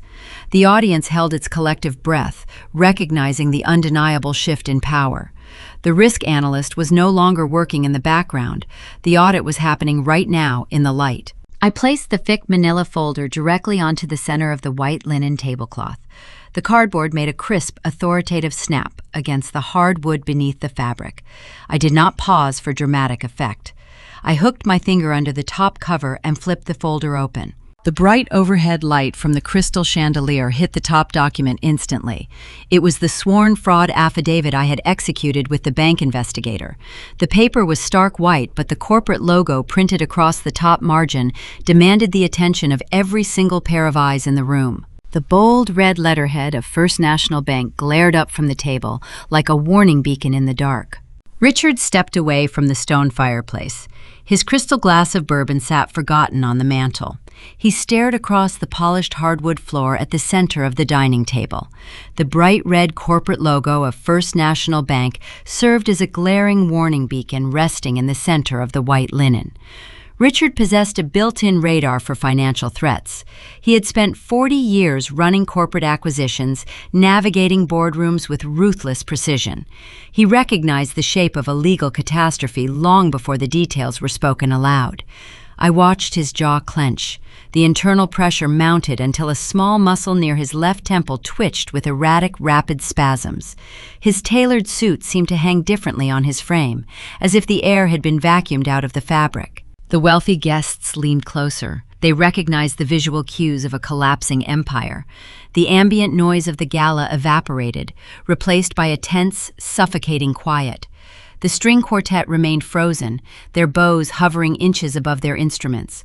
The scent of roasted garlic and expensive perfume felt suddenly stale in the stagnant air. I rested my fingertips lightly on the edges of the open folder. I did not raise my pitch or adopt an accusatory tone. I projected my voice to reach the back of the grand foyer, maintaining the detached delivery of a lead investigator presenting a post-mortem corporate audit. "We are here to celebrate 40 years of family legacy," I began. My words cut through the silence like a scalpel. "Let us examine the actual accounting of that legacy." I slid the top document to the left, exposing the underlying pages. My sister Haley currently holds a $600,000 deficit generated by a failed retail venture. That is a substantial sum, but it is a standard commercial failure. What elevates this situation from a poor business decision to a criminal conspiracy is the document sitting right here. I pointed to the sworn fraud affidavit. Last week, a secondary guarantor was attached to a high-risk consolidation loan designed to bail Haley out of her vendor disputes, I stated. The signature on the contract belonged to me. The problem is that I never signed it. Susan gasped loudly. She clutched the emerald fabric of her gown, her knuckles turning white. "That is a lie!" she shrieked, her voice cracking under the sudden strain. "You are insane, Iris. You are making this up because you have always been jealous of your sister. You are a bitter, vindictive girl trying to ruin our special night." I did not argue with her frantic denial. I simply tapped the crisp paper resting on the table. The digital footprint confirms the execution originated from this exact residential address, bypassing my outdated security protocols. I continued, my voice rolling over her interruptions. Susan forged my legal consent to shield herself from the financial blast radius. The murmurs among the elite attendees grew louder. They whispered behind manicured hands, trading horrified glances. I moved to the next document in the stack. I pulled the certified public deed of trust from the pile and placed it squarely in the center of the tablecloth. When I discovered the forgery, I contacted the fraud department and had my profile extracted from the matrix I explained to the captivated audience. The lender immediately initiated an automated risk assessment. My parents did not qualify for the funds they had already spent. To secure the final $300,000 needed to keep Haley out of court, they required hard collateral. I looked around the room, making direct eye contact with the mayor, a prominent local surgeon, and several influential country club board members. I watched their expressions shift from mild scandalized curiosity to genuine revulsion. They quietly signed a deed of trust against this mountain estate, I revealed. The house you are currently standing in, eating catered appetizers inside, is the primary collateral for a high-yield predatory loan. And because I removed my fraudulent backing, that loan has officially defaulted. Richard surged forward. His face turned a deep, mottled purple. "Shut your mouth right now," he bellowed. His booming voice shook the crystal champagne flute stacked nearby. "She is unstable," he announced to the crowd, waving his hands in a frantic sweeping gesture. "She is undergoing a mental breakdown. None of this is true. It is a minor tax misunderstanding that our accountants are resolving on Monday." I did not flinch at his intimidation tactic. I let the cold, hard paper do all the cutting. "The county clerk's seal is stamped on the bottom left corner," I pointed out, gesturing to the public record. "Anyone who wishes to verify the document is welcome to read it." A local real estate developer standing near the front row narrowed his eyes. He stepped away from his wife, leaned over the dining table, and squinted at the certified text. He read the lien details. He slowly backed away from my father, shaking his head in silent confirmation. The social facade disintegrated in an instant. Decades of carefully curated prestige country club dominance and fake superiority dissolved into thin air. The guests realized they were attending a lavish celebration funded by desperate fraud. The power dynamic shifted permanently. The Sterling family was no longer a pillar of the community. They were a cautionary tale unfolding in real time. The reality of the audit settled heavily over the room. I had dismantled their entire insulated universe in under 3 minutes. Haley could not process the brutal exposure. The alcohol she had consumed all evening mixed toxically with her soaring panic. She had spent her entire existence hiding behind a pristine digital illusion, pretending to be a successful entrepreneur and a wealthy heiress. Now, 50 of the most influential people in the county knew she was a bankrupt fraud whose mistakes had cost her parents their prized home. She scrambled out of her velvet armchair. Her designer high heels slipped on the polished hardwood floor, but she caught her balance and charged toward the dining table. She let out a guttural, frantic scream, her composure shattering into a million jagged pieces. "You are ruining everything," she shrieked. Her eyes were wild and unfocused. Her hands reached out like claws, desperate to tear the documents into shreds. She intended to destroy the evidence, operating under the childlike delusion that shredded paper would somehow reverse a digital banking algorithm and erase the truth. She lunged forward, her trembling fingers inches from the manila folder. Before she could touch the linen tablecloth, a tall figure stepped out from the darkened hallway leading to the guest suites. Brent moved with surprising speed and precision. He intercepted his wife, wrapping a strong hand firmly around her wrist. He stopped her forward momentum instantly, locking her in place. Haley jerked backward, shocked by the physical intervention. She looked up at her husband, expecting him to defend her honor against my surgical audit. She expected him to be the loyal shield he had always been. Brent stood perfectly still.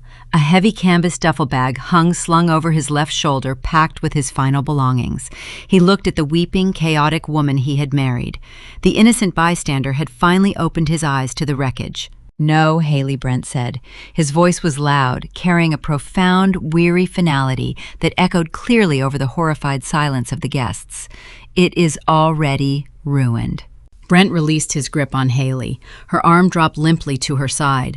She stumbled backward, bumping heavily into the velvet armchair. Brent did not offer a comforting gesture.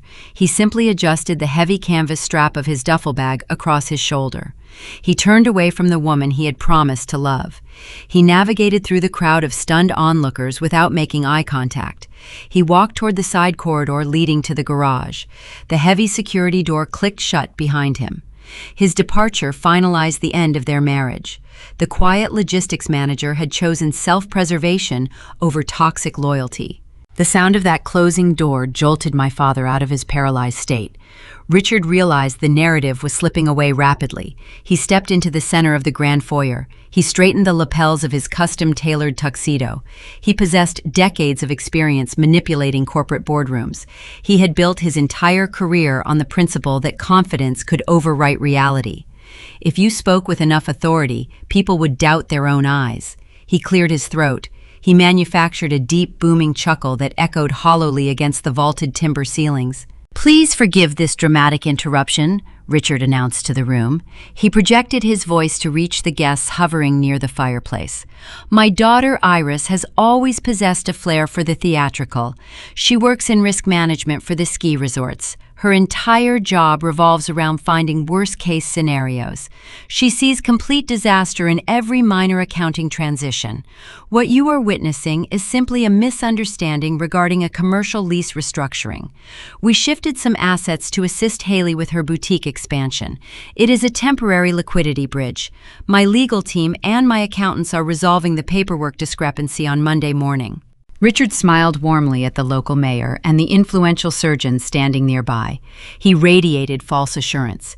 He was begging them to accept the comfortable lie. The wealthy elite in that room desperately wanted to believe him. Confronting the ugly truth meant acknowledging that their social circle was vulnerable to ruin. It was far easier to dismiss me as a hysterical, estranged child seeking attention. A few guests began to nod slowly. The tense posture of the crowd relaxed a fraction.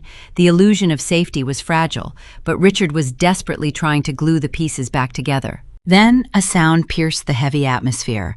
A heavy, rhythmic knock struck the grand oak front doors. The noise cut sharply through the dead silence of the dining room. It was not the polite, hesitant tap of a late-arriving party guest. It was the firm, authoritative pounding of someone executing a legal duty.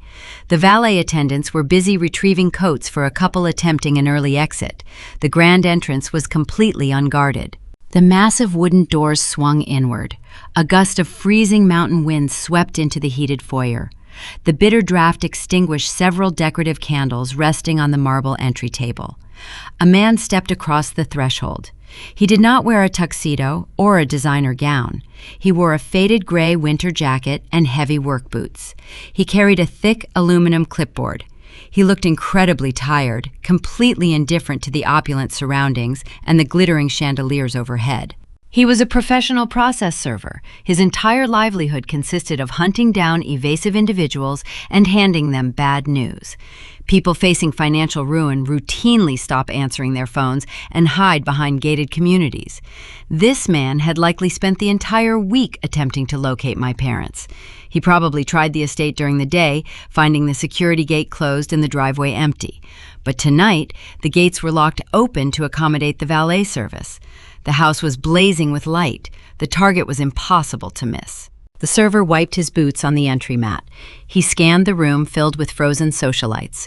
He pulled a folded photograph from the clip of his aluminum board. He compared the printed image to the faces staring back at him. His eyes locked onto my father. Richard stood rigidly in the center of the room, his manufactured smile melting into a mask of sudden confusion. The server walked deliberately across the polished hardwood floor, his heavy boots squeaking faintly against the varnish. "Are you Richard Sterling?" the man asked. His voice was loud, flat, and completely devoid of social etiquette. He did not wait for a verbal confirmation. He recognized his target. He pulled a thick stack of legal papers from beneath the clip on his board. The documents were bound securely by a thick yellow rubber band. He thrust the bundle forward, pressing it directly into my father's chest. Richard acted on pure instinct, bringing his hands up to catch the heavy stack before it fell. "You are officially served on behalf of Apex Capital Lending," the man declared. He spoke clearly, ensuring the legal requirement of the delivery was met. "This is a formal notice of default and impending property foreclosure. The asset listed is this primary residence. You have 30 days to vacate the premises unless an emergency injunction is filed. Please contact the legal department listed on page 1 for all future correspondence." The process server turned around and walked out the front door. He disappeared into the freezing night, leaving a crater of absolute devastation in his wake. The timing was a catastrophic, uncontrollable coincidence for my parents. For me, it acted as the ultimate, undeniable validation of every single document I had placed on the white linen tablecloth. My surgical audit was no longer a theoretical threat. The external reality of the law had just crashed their private, insulated party. The curated illusion of wealth shattered instantly and permanently. The guests began to physically back away from my parents. The movement was slow at first, then rapid and decisive. They shuffled toward the walls, retreating toward the coat check hallway. They were deeply embarrassed and profoundly shocked.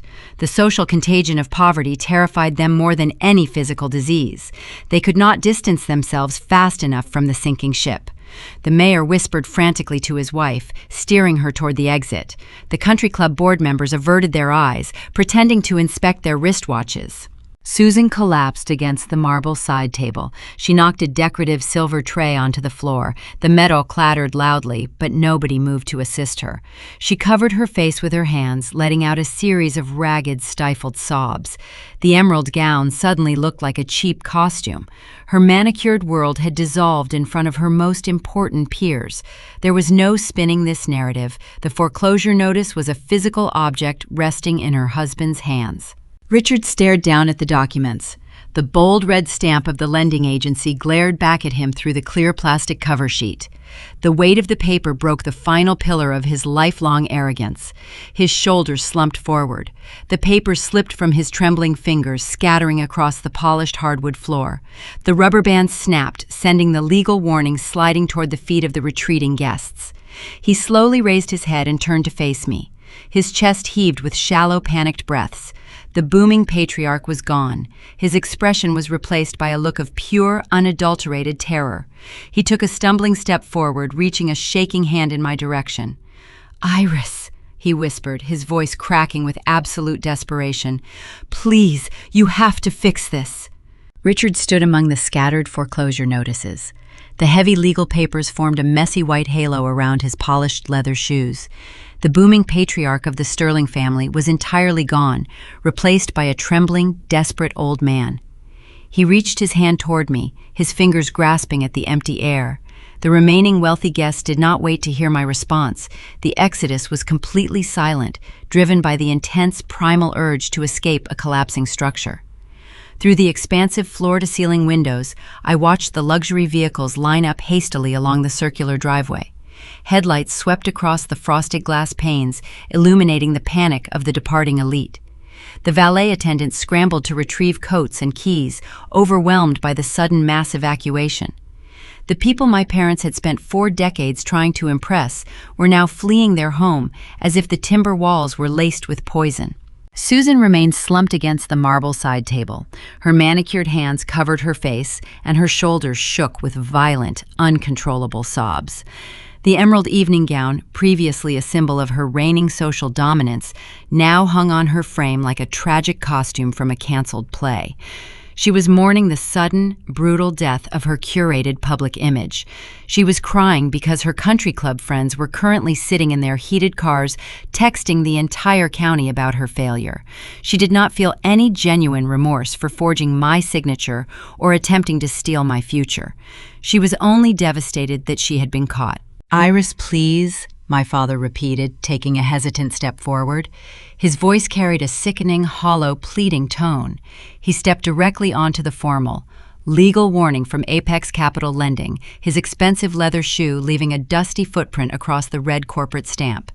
"You are the only one who can handle this magnitude of capital. We were only trying to protect your sister. She is fragile, Iris. She does not possess your strength or your financial acumen. We co-signed that commercial note because we loved her, and we knew you would eventually step in." He was attempting to reframe their felony fraud as a twisted compliment. He wanted me to believe they stole my identity because they admired my fiscal responsibility.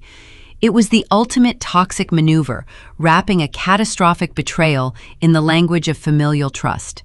They had driven a car off a cliff and expected me to act as the airbag simply because I was the only person wearing a seatbelt. "We knew you were successful enough to absorb the blow." Richard continued, his words spilling out in a frantic, uncoordinated rush. "We figured you would be angry for a little while, but you would pay the balance to protect the estate. This house is your heritage. You grew up within these timber walls. You cannot just stand there and let a shadow bank seize your childhood home. We are your parents.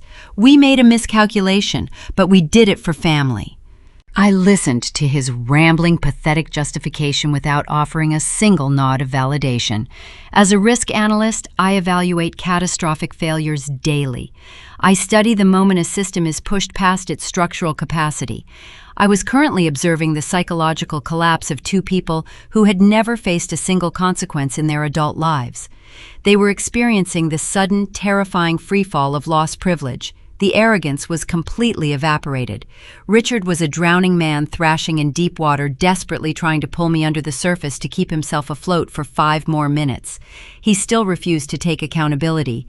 He called a calculated, forged loan document a simple miscalculation. I reached my right hand out toward the center of the dining table. I placed my palm flat against the open cover of the thick manila folder. The crisp white pages inside documented every single lie they had ever told. I pressed my fingers into the rigid cardboard and flipped the cover shut. The folder snapped closed. The sharp, crisp sound echoed across the vaulted dining room. It resonated through the stagnant air like a heavy wooden gavel striking a solid judge block. The noise signaled the absolute conclusion of the trial. The verdict was finalized, and there would be no appeal. "You did not make a miscalculation," I said, projecting my voice so every word landed with surgical precision. "You made a deliberate, calculated choice to sacrifice my future to fund Haley and her illusions. You did not ask me to save you. You forged my name. You demanded I drown with you." Richard opened his mouth to formulate another excuse, but my unblinking gaze forced him to swallow the lie. Living in the Colorado mountains demands a profound respect for personal accountability. I continued stepping away from the dining table. The environment here is unforgiving. If you venture into the backcountry without survival gear, the elements will consume you without a second thought. The mountain does not care about your bank account or your family name. True self-reliance means you must survive the winter you intentionally created for yourself. I do not climb perilous terrain with people who cut the safety ropes when they start to slip. You severed our tether the moment you forged my signature to protect your golden child. Susan lowered her hands from her tear-streaked face. Her premium makeup was ruined, leaving dark smeared streaks across her pale cheeks. "Iris," she whimpered, her voice a fragile, broken rasp, "we will lose everything. We have nowhere else to go. The social humiliation will destroy your father. Please, just write the check. We will pay you back. We promise." I looked at my mother. I felt no pity. Pity is a useless emotion reserved for victims of unpredictable tragedies. My parents were not victims. They were architects, standing inside a burning building they had personally doused in gasoline. "You will never see a single cent of my money," I stated clearly, cementing my boundaries permanently. "I am not paying off your predatory lender. I am not funding Haley and her bankrupt boutique. I am not purchasing this mountain estate to save your country club reputation. You gambled your entire reality on my submission, and you lost the bet. Your debt belongs to you. The consequences belong to you." I picked up the closed manila folder from the white linen tablecloth. I held it securely against my side. This folder was my shield, and it had performed its function flawlessly. I had successfully reclaimed my own narrative, proving that my personal boundaries were infinitely stronger than their toxic entitlement. The grand foyer was now completely empty of guests. The front doors stood wide open, allowing the bitter mountain wind to howl through the entryway. The decorative candles were all extinguished. The opulent anniversary gala had transformed into a silent, frozen tomb. The custom ice sculptures in the center of the room were slowly melting, dripping water onto the expensive hardwood floors. The catered food sat untouched on silver trays, rapidly cooling in the freezing draft. The string quartet had silently packed their instruments and fled out the back service entrance. Richard dropped to his knees. The fabric of his expensive tuxedo trousers wrinkled against the polished hardwood floor. He buried his face in his hands, surrounded by the scattered pages of the foreclosure notice. Haley remained curled in her velvet armchair, weeping loudly into her hands, entirely abandoned by her husband and her wealthy peers. I turned my back on them for the last time. I did not offer a parting insult. I did not gloat over their misery. I simply walked away. I moved slowly toward the open oak doors, my footsteps echoing methodically across the foyer. I left them kneeling and weeping in the literal and figurative wreckage of their own making, a ruined family trapped inside a beautiful house they no longer owned. The cold night air washed over my face as I stepped across the threshold, walking into the dark, quiet relief of the mountain winter. As I navigated down the frozen driveway toward my vehicle, my phone vibrated in my pocket, signaling an urgent incoming message from Brent regarding an immediate chaotic fallout unfolding at the local courthouse, guaranteeing that the consequences of this night were only just beginning to spread. I walked down the long curved driveway, my boots finding solid traction on the frozen asphalt. Before reaching my vehicle, I paused and turned back to look at the sprawling timber residence one final time. The wide bay windows acted as a glowing television screen broadcasting the swift dissolution of my former family and their social standing. Inside the grand foyer, the hired catering staff moved with practiced, urgent efficiency. They were seasoned professionals, accustomed to navigating high society disasters, and they knew when a client was no longer capable of settling a final invoice. They did not speak a single word to my parents. They rapidly packed untouched smoked salmon blinis and expensive truffle canapes into insulated plastic containers. They stacked the polished silver serving trays and loaded them onto metal rolling carts with swift, silent movements. The custom ice sculptures in the center of the room were melting rapidly, pooling water onto the hardwood floors. The string quartet had already vanished, fleeing the premises with their wooden instruments long before the formal dessert course could be served. My phone illuminated the dark interior of my wool coat pocket. I pulled the device out and read the incoming dispatch from Brent. He had not merely left the property during the chaos, he had driven directly to the local county courthouse parking lot. He was currently sitting in his idling truck under a flickering municipal street lamp, using his laptop to electronically file his emergency financial injunction and formal divorce petition before the midnight cutoff. He described the scene I had narrowly missed. Haley had chased his truck down the icy driveway screaming desperate accusations while still holding her crystal liquor glass. She slipped on the frozen gravel, tearing the hem of her designer dress and smearing her premium makeup across her face. She demanded he stay and fix her ruined lifestyle boutique. Brent simply rolled up his window and drove away into the dark. He refused to be anchored to her impending commercial bankruptcy. He secured his own perimeter, protecting his logistics salary and his future from her catastrophic debt vortex. As I unlocked my car door, another rapid series of notifications populated my digital screen. This time the sender was Uncle Robert. He was the exact same man who had left a demanding voicemail 24 hours ago, accusing me of tearing the family apart over mere paper. His tone had undergone a radical transformation. Robert typed a lengthy, panicked paragraph detailing how Richard had lied to the entire extended clan about the severity of the crisis. Robert expressed profound shock and disgust regarding the forged guarantor signature and the hidden predatory loan. He explicitly stated that he and Aunt Diane were immediately severing all social ties with Richard and Susan to protect their own standing in the community. The Flying Monkeys had executed a flawless, hypocritical pivot. They had acted as vocal enforcers just days prior, attempting to bully me into submission on behalf of my parents. Now that the undeniable truth was exposed to the wealthiest elite in the county, the extended relatives scrambled to distance themselves from the radioactive fallout. They turned their harsh, unforgiving judgment onto the fallen matriarch and patriarch. They abandoned my parents to their fate, sacrificing Richard and Susan to protect their own fragile reputations within the local country club hierarchy. There is zero loyalty among people who worship status. There is only a desperate, continuous scramble to maintain the high ground. I slid into the driver's seat and engaged the ignition. I did not turn on the radio or connect my digital music player. I craved the pure stillness of the insulated cabin. I shifted the transmission into drive and began the long descent down the winding Alpine Pass. The car heater blew warm air across my hands, slowly thawing the lingering chill from the outdoor driveway. I did not feel a vindictive manic joy. I did not experience a triumphant adrenaline rush. Vengeance is a messy, exhausting emotion that requires constant daily maintenance. What I felt radiating through my chest was a deep, quiet, enduring peace. It was the profound relief of a ledger finally balancing out to zero. For 33 years, I had carried the immense, suffocating weight of false obligations.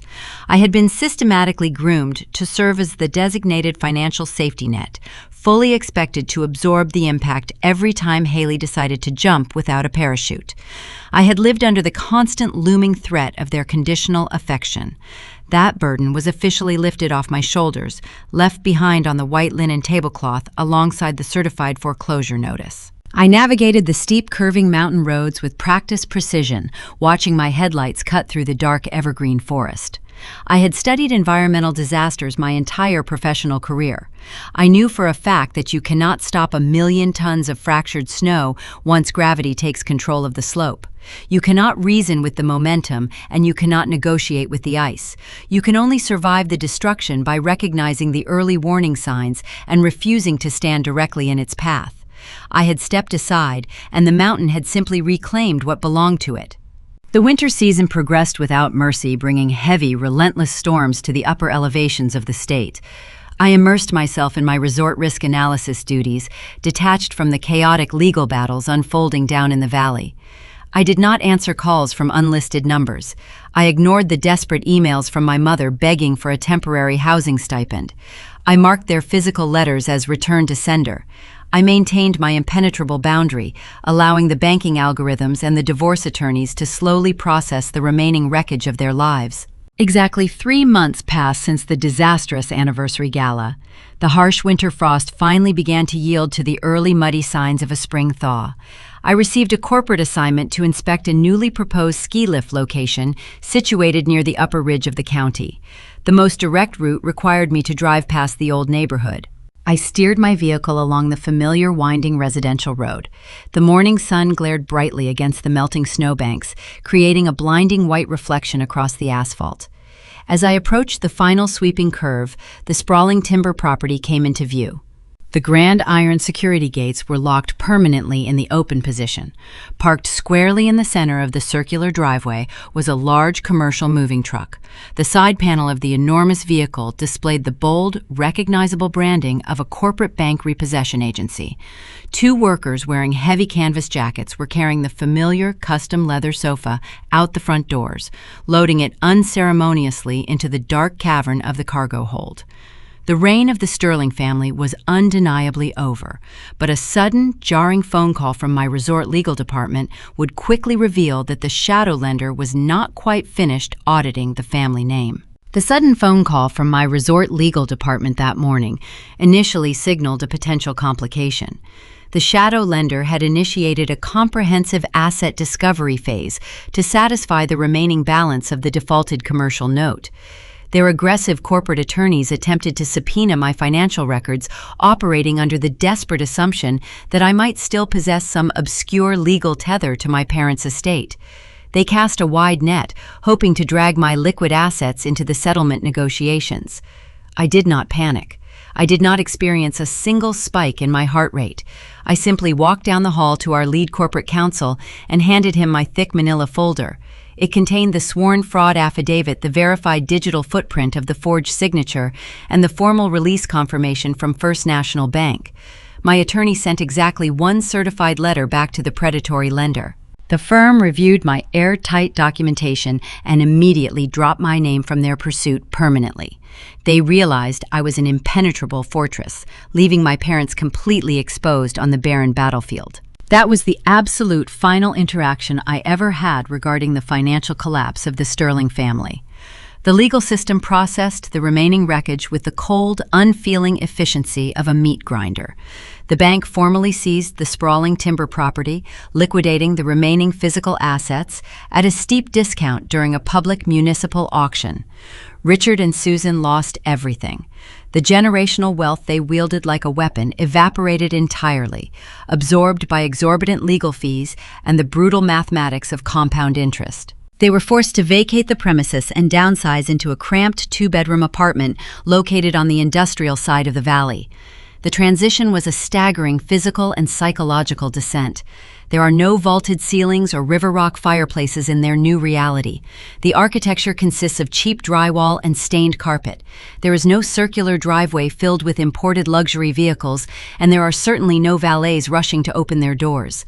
They look out their thin, poorly insulated windows and see the concrete loading dock of a commercial grocery distribution center instead of pristine alpine ridges. The constant grinding noise of delivery trucks reversing their gears replaces the gentle rustling of the pine forest. Their exclusive country club memberships were summarily revoked due to non-payment of the annual dues. The wealthy elite who previously attended their lavish galas entirely erased them from their social registries, treating their spectacular downfall as a contagious disease to be actively avoided. Richard and Susan are living out their twilight years in total obscurity, trapped in a tiny space with nothing but their bitter resentments and the heavy, crushing consequences of their own arrogance. Haley experienced an equally devastating collision with reality. Her impending commercial bankruptcy proceeded exactly as the public records indicated, moving with brutal bureaucratic efficiency. The court stripped away the corporate liability protections, holding her personally responsible for the massive unsecured credit lines she opened to fund her retail vanity project. Brent finalized the divorce proceedings swiftly and cleanly, securing a permanent financial injunction that completely severed his logistics salary from her disastrous ledger. He walked away with his peace of mind intact, leaving her completely alone to face the relentless collection agencies. The curated fake influencer lifestyle collapsed into fine dust. The imported Italian display cases and velvet couches were repossessed by aggressive local vendors. With zero capital, a destroyed credit profile, and no enabling parents left to bail her out, Haley was forced to enter the actual workforce just to survive. She currently holds a minimum wage retail position at a discount outdoor apparel warehouse situated directly adjacent to the interstate highway. She spends her long shifts standing under harsh, flickering fluorescent lights, folding fleece jackets, and arranging messy clearance racks for indifferent shoppers. She answers to a floor manager 10 years her junior and deals daily with angry tourists demanding immediate refunds on defective hiking boots. The entitled golden child who once treated my life savings as her personal emergency fund now lives paycheck to paycheck, learning the brutal, undeniable value of a single dollar the hardest way possible. Meanwhile, my own life remained completely untouched by the blast radius. My credit score stayed pristine and secure. My career trajectory accelerated rapidly. The resort conglomerate recognized my calm, methodical approach to crisis management during a challenging winter season, rewarding me with a promotion to Senior Regional Risk Director. I secured my financial future by relying solely on my own discipline, proving that true stability is generated internally, never borrowed from someone else. I sit today in the living room of my own modest, secure cabin. It is not a massive timber mansion designed to impress local politicians. It is a solid, practical structure built to withstand the harshest elements. A roaring fire burns steadily in the wood stove, casting a warm, comforting glow across the hardwood floor. I hold a ceramic mug of dark roast black coffee, letting the heat seep into my palms. I gaze out the window at the towering, snow-covered peaks of the Rocky Mountains. The sky is a brilliant, piercing shade of blue, entirely clear of storm clouds. I reflect on the fundamental nature of personal boundaries and the rugged, undeniable truth of this high-altitude landscape. The mountain teaches a very specific philosophy. The cold does not care about your inflated ego. The altitude does not care about your meticulously crafted excuses. The freezing wind will not stop blowing simply because you feel entitled to a warmer climate. You survive the terrain by preparing adequately, carrying your own weight, and refusing to attach your climbing harness to a partner who actively sabotages the equipment. I successfully excised the toxic rot from my life by firmly refusing to be their financial safety net. I rejected the false obligation to set myself on fire simply to keep them warm. They demanded I sacrifice my stability to fund their delusions, assuming my silence was a sign of impending submission. They never understood that a quiet demeanor is not a symptom of weakness. It is the hallmark of a person who is calculating the exact trajectory of the coming avalanche. True strength lies in recognizing a doomed structure and possessing the absolute courage to simply walk away. Here on Morning Revenge, we know that the quietest boundaries are always the ones that echo the loudest. If you have ever refused to pay a toll on a bridge you did not build, you know the absolute peace of walking away. Remember, you are not required to set yourself on fire just to keep someone else warm. Thank you for listening to Morning Revenge. If Iris and her story resonated with you, hit subscribe, like this video, and drop a comment below telling us about a time you held your ground against impossible demands. We will see you in the next story, where the quiet ones always get the last word. The Architecture of an Avalanche: Boundaries, Blood, and the Courage of Consequence. The story of Iris Sterling is far more than a thrilling drama of financial ruin and forged signatures.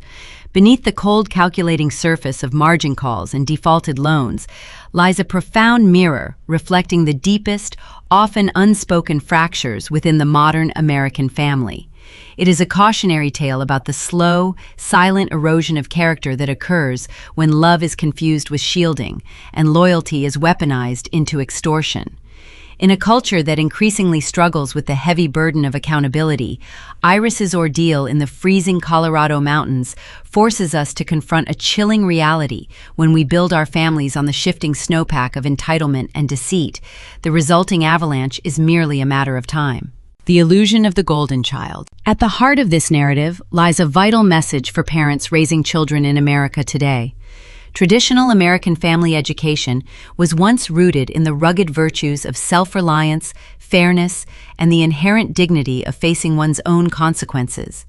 Yet modern parenting often falls into the trap that ensnared Susan and Richard Sterling.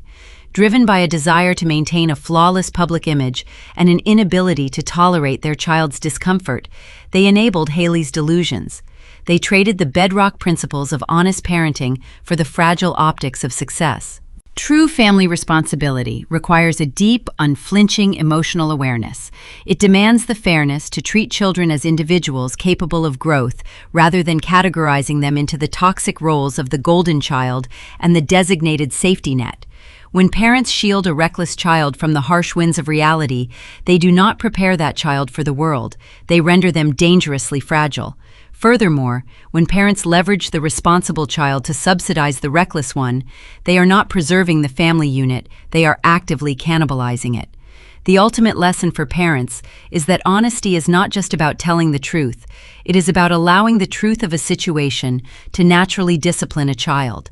A parent's highest duty is not to construct a painless life for their offspring, but to raise adults who can carry the weight of their own choices.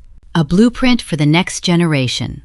For young people navigating the complex, often guilt-ridden dynamics of family loyalty, Iris imparts a razor-sharp, liberating message. You are the author of your own boundaries. In a society that frequently conditions young adults to set themselves on fire simply to keep their relatives warm, Iris demonstrates that true strength lies in objective reality.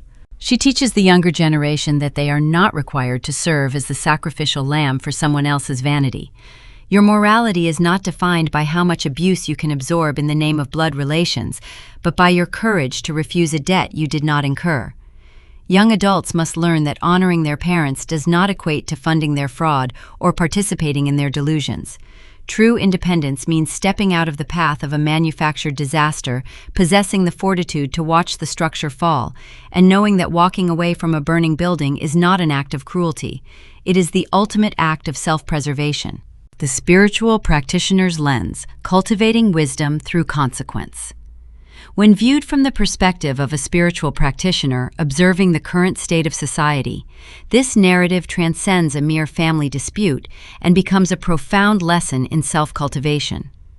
We currently inhabit an era where avoiding discomfort has become a primary cultural obsession. We seek shortcuts around pain, medicate our failures, and demand endless grace without offering accountability. Yet spiritual resilience, profound wisdom, and true morality are forged exclusively in the fires of consequence. To cultivate a better, more spiritually grounded life, we must learn the delicate art of non-interference. We must stop interrupting the natural karmic harvest of those we love. The parents' ultimate suffering at the anniversary gala was not a vindictive punishment orchestrated by their daughter. It was the delayed, inevitable manifestation of their own deceit. True spiritual compassion does not always look warm or comforting. Sometimes compassion requires us to stand perfectly still, maintaining our internal peace, while the structures built on lies collapse into dust around us. It is only in the rubble of false pride and shattered egos that genuine self-awareness can finally take root. By allowing her family to experience the raw, unmitigated weight of their actions, Iris practiced the highest form of detachment. She preserved her own spiritual integrity by refusing to ingest their poison. The courage to walk away. If this reflection on the quiet power of boundaries, the necessity of accountability, and the strength of the human spirit resonates with your own journey, I encourage you to follow the channel Morning Revenge. Join us as we continue to explore the profound strength of those who refuse to be broken, uncovering the quiet triumphs that exist just on the other side of fear. We are conditioned from birth to believe that family is our ultimate harbor. We are taught to sacrifice, to bleed, and to bankrupt our own peace in order to keep the familial ship afloat. But here is a viewpoint that defies the comforting, woven platitudes of traditional loyalty. Sometimes the family is not the harbor. Sometimes the family is the storm. The hardest truth to swallow is that shared blood does not guarantee sanctuary, and shared history does not obligate you to share in a disaster.